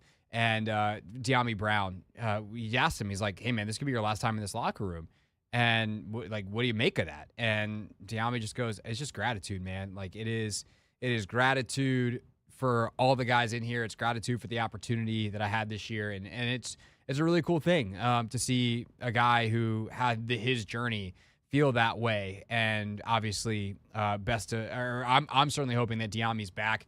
Not as the number 2 receiver, but like I think having a guy who, if you have Terry, the new number 2 receiver, and then a guy you can rely on to fill in and give you a chance at really good production, that's a guy worth having. So we'll have a lot of those discussions. The stay or go. We'll look at the free agent list. We'll do all that stuff over the weeks to come. But today's just a day to reflect on the game, on the season, and we're doing it with you on the phones at 301-230-0980. Let's go to Doug in Leesburg. Doug, thanks for calling. You are on the Hoffman Show. Appreciate you for taking my call, Craig, and also wanted to thank you for the incredible season that you've been covering. Appreciate that. I was listening to you from YouTube, and I've been liking that new segment that you have with Tony, the way too early picks. It bugged me at first because I was like, why can't y'all just wait just one more day? But I get the point of the show. Yeah, it's a first impression selections. It can't be your first impression selections when they're not your first impressions, although it really does mess us up during the season because we literally have not seen Monday. We don't even have an impression of Monday Night Football, but maybe that's something to consider for a Tuesday show next season. We'll take that into consideration, Doug. We have a long time to think about it. What you got on this past season though, and on yesterday's game? Yeah, I mean, yesterday I can't lie. I was pretty dejected because I really saw. I thought that game did not reflect well of how well the football season went, especially when it's against your division rival. To be on national TV like that, to be the most points given up in a championship game ever, too. It's a little disheartening. I just thought in general the guys didn't give Jaden the best chance to win. It was 12-20. It was 12-14 when he had the ball, and then when he gets the ball next time it's 27-12. So it's hard to come back from that. And then I just saw another team that was well built for years on end, and you just clearly saw the less and year one developed team. But I'm proud of, regardless of how this season went.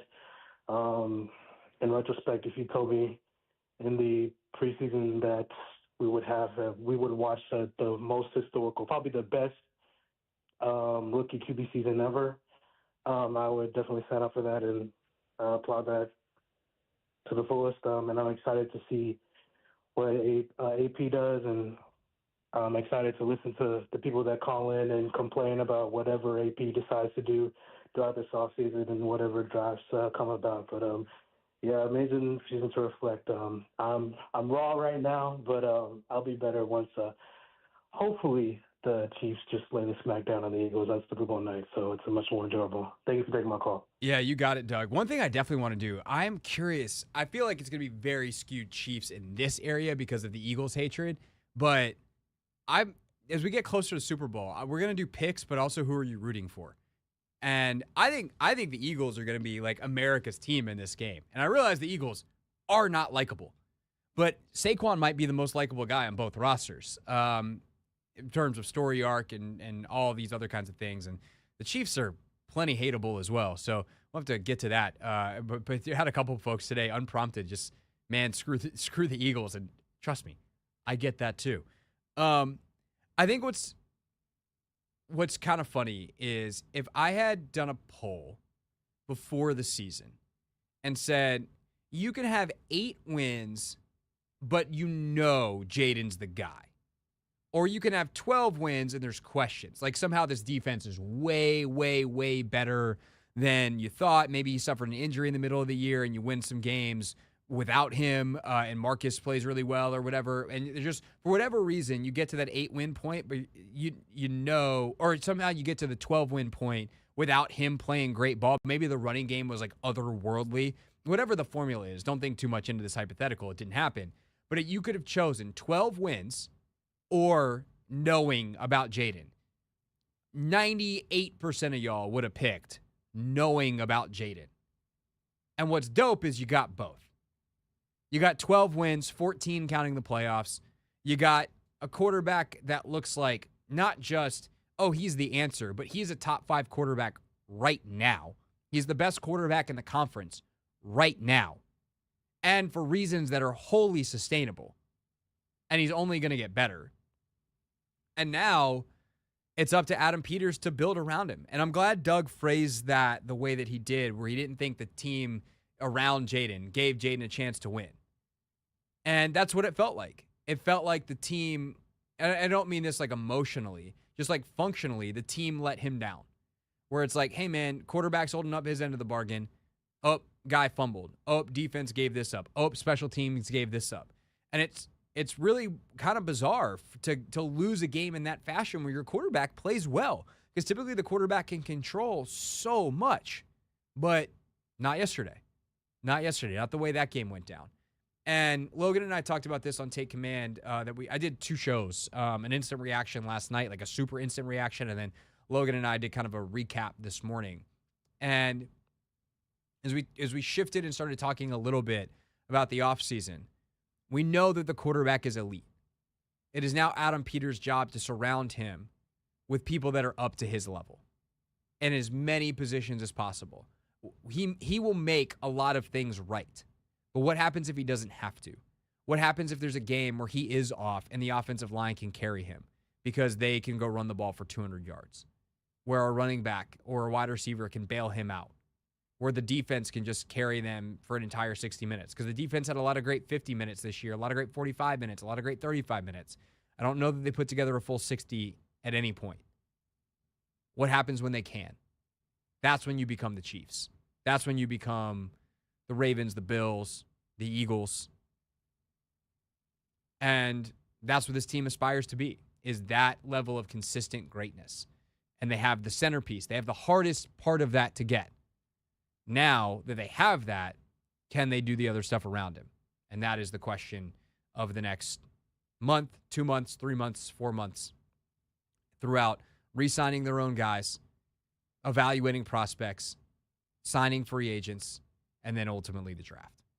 And we're going to be talking about it right here on your home for more Commanders talk than anyone in Washington, the Team 980.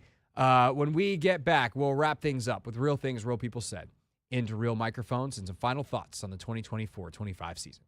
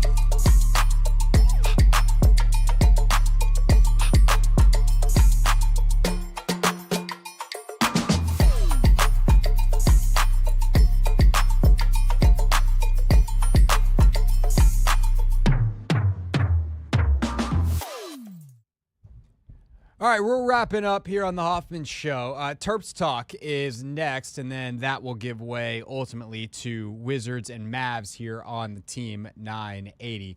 Tomorrow, we'll have Mitch Tischler one final time for the Commanders season. We'll see what else we line up on the guest front. I'm going to try to get Fortier to pop down here this week and do an extended session with him. See what he's up to. He doesn't know that yet. I don't know why I just said that out loud on the radio. That's a thought I had in my head and then just said out loud. Sometimes it'd be like that. Anyway, we'll get to that or cross that bridge when it comes. But plenty of good stuff floating around. All the reporters who did a great job today out at Locker Cleanout. We, of course, had the press conference live at 5 o'clock. If you missed it, you can check it out in the podcast feed. Anthony is working hard on that. My guy's going to be out tomorrow. He is battling right now. I'm not even sure if he's still alive in the other studio. I'm saying that okay, he did turn his head. Okay, and I'm not putting you on camera. You're good. Yeah, you don't have to pretend to be alive. You can play dead over there because I know how you feel right now. It's not very good, and you shouldn't be at work right now. But you discovered that too late in the day. And so we'll see who's sitting over in Anthony's highly sanitized workspace tomorrow. Because it's not going to be that guy. All right. When we end the show, it's Real Things, Real People Said in Real Microphones. And I guess we can go ahead and hit that. We got a couple of things that we'll play from that press conference, as well as where we'll start with Zach Ertz confirming whether or not he's going to be playing any more football.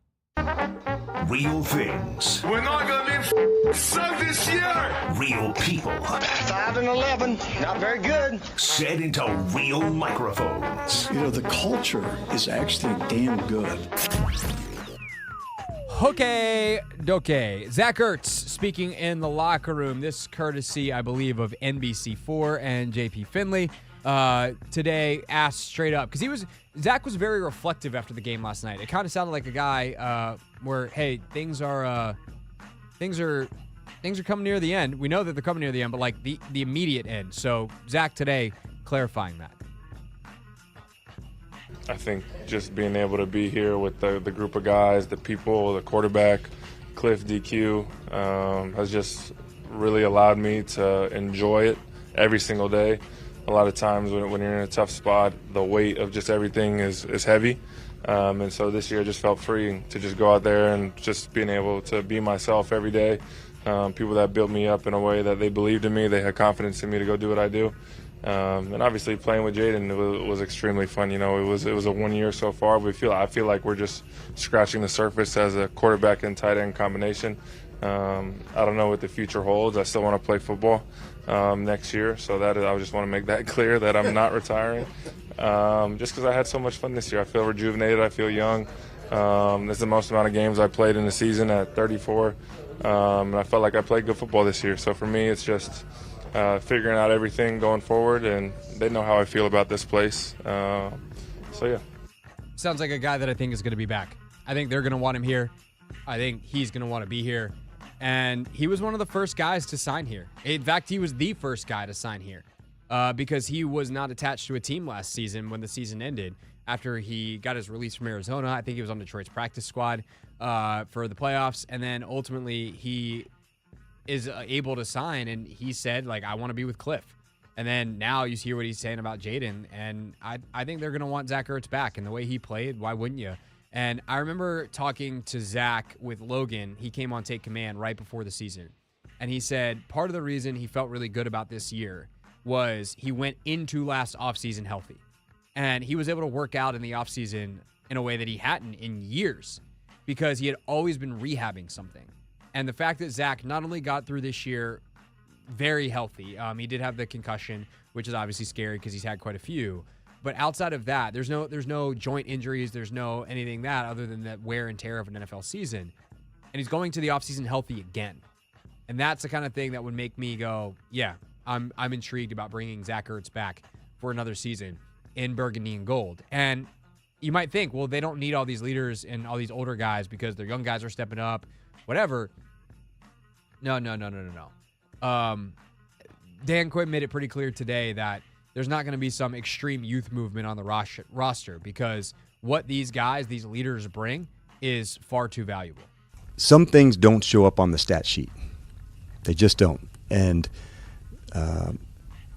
people like Adam see that and understand that. It may not come in a metric or next-gen stat, but it shows up in a big way. And you've heard me use the word glue guys or great teammates, and all of those things can factor into what, you know, you're looking for to build as a team. So everything matters. And for teammates like that have a different role, all of them have an impact on winning, but their roles may be different. And so it'll always be a part of our equation. Adam, I believe in team first, and you've heard me say, like, the best part of our team is the team. And that's like a really cool thing to say as a coach, because it's not this group or that group or this one, like collectively the way they work together, like it's a really cool thing. It is something we will go into in a lot more depth over the next couple of weeks, because getting some of these guys re-signed is something they can do now. You can re-sign your own guys pretty much whenever. A lot of that stuff tends to go down around the combine. As you know, teams kind of take a second. They got a lot of stuff to work on. They got to figure out the cap sheet, and so they're not going to do anything imminently unless Zach Ertz was like, "Hey guys, I want to give you the most friendly thing possible. I know how well I just played. I know I'm worth a couple $1 million, but I want to sign a veteran minimum." They'd be like, "Sick. Here's the paper." But outside of that, like, they're not gonna get anything done too imminently. I would imagine. I think there's a couple of other things to watch, obviously, on the restructure front with a guy like Daron Payne. Do they give Terry McLaurin an extension? What do they do with John Allen? Like, those are some of the moves that are going to happen sooner rather than, you know, NFL free agency. But there's plenty to do because they signed so many guys to one-year deals. And Ertz and Wagner are two guys that I think they signed to a one-year deal, and they'd probably bring back. I don't know about on a multi-year deal, but like I would sign Bobby to like a 1+ team option. Like, I want that. I give him a little extra cash to make sure he's back the way he played. I know some people got real mad at him for weird reasons yesterday. You know, oh, that first run, he didn't. Yeah, Brady circled him on the screen, and then you watched him trip over Dante Fowler doing a stupid spin move instead of setting the edge like he was supposed to. It wasn't Bobby's fault. But dude was a second-team All-Pro this year. Like, bring Bobby back, to say the least. All right. That's our show for today. Appreciate everybody listening, calling in. This was a pretty magical show on a sad, bitter end day, but ultimately a great day to celebrate a great team that gave us so much this season. We'll talk about it even more tomorrow on a Vibe Check Tuesday. Till then, enjoy Terps Talk. Enjoy the Wizards game. We'll see you tomorrow here on The Hoffman Show.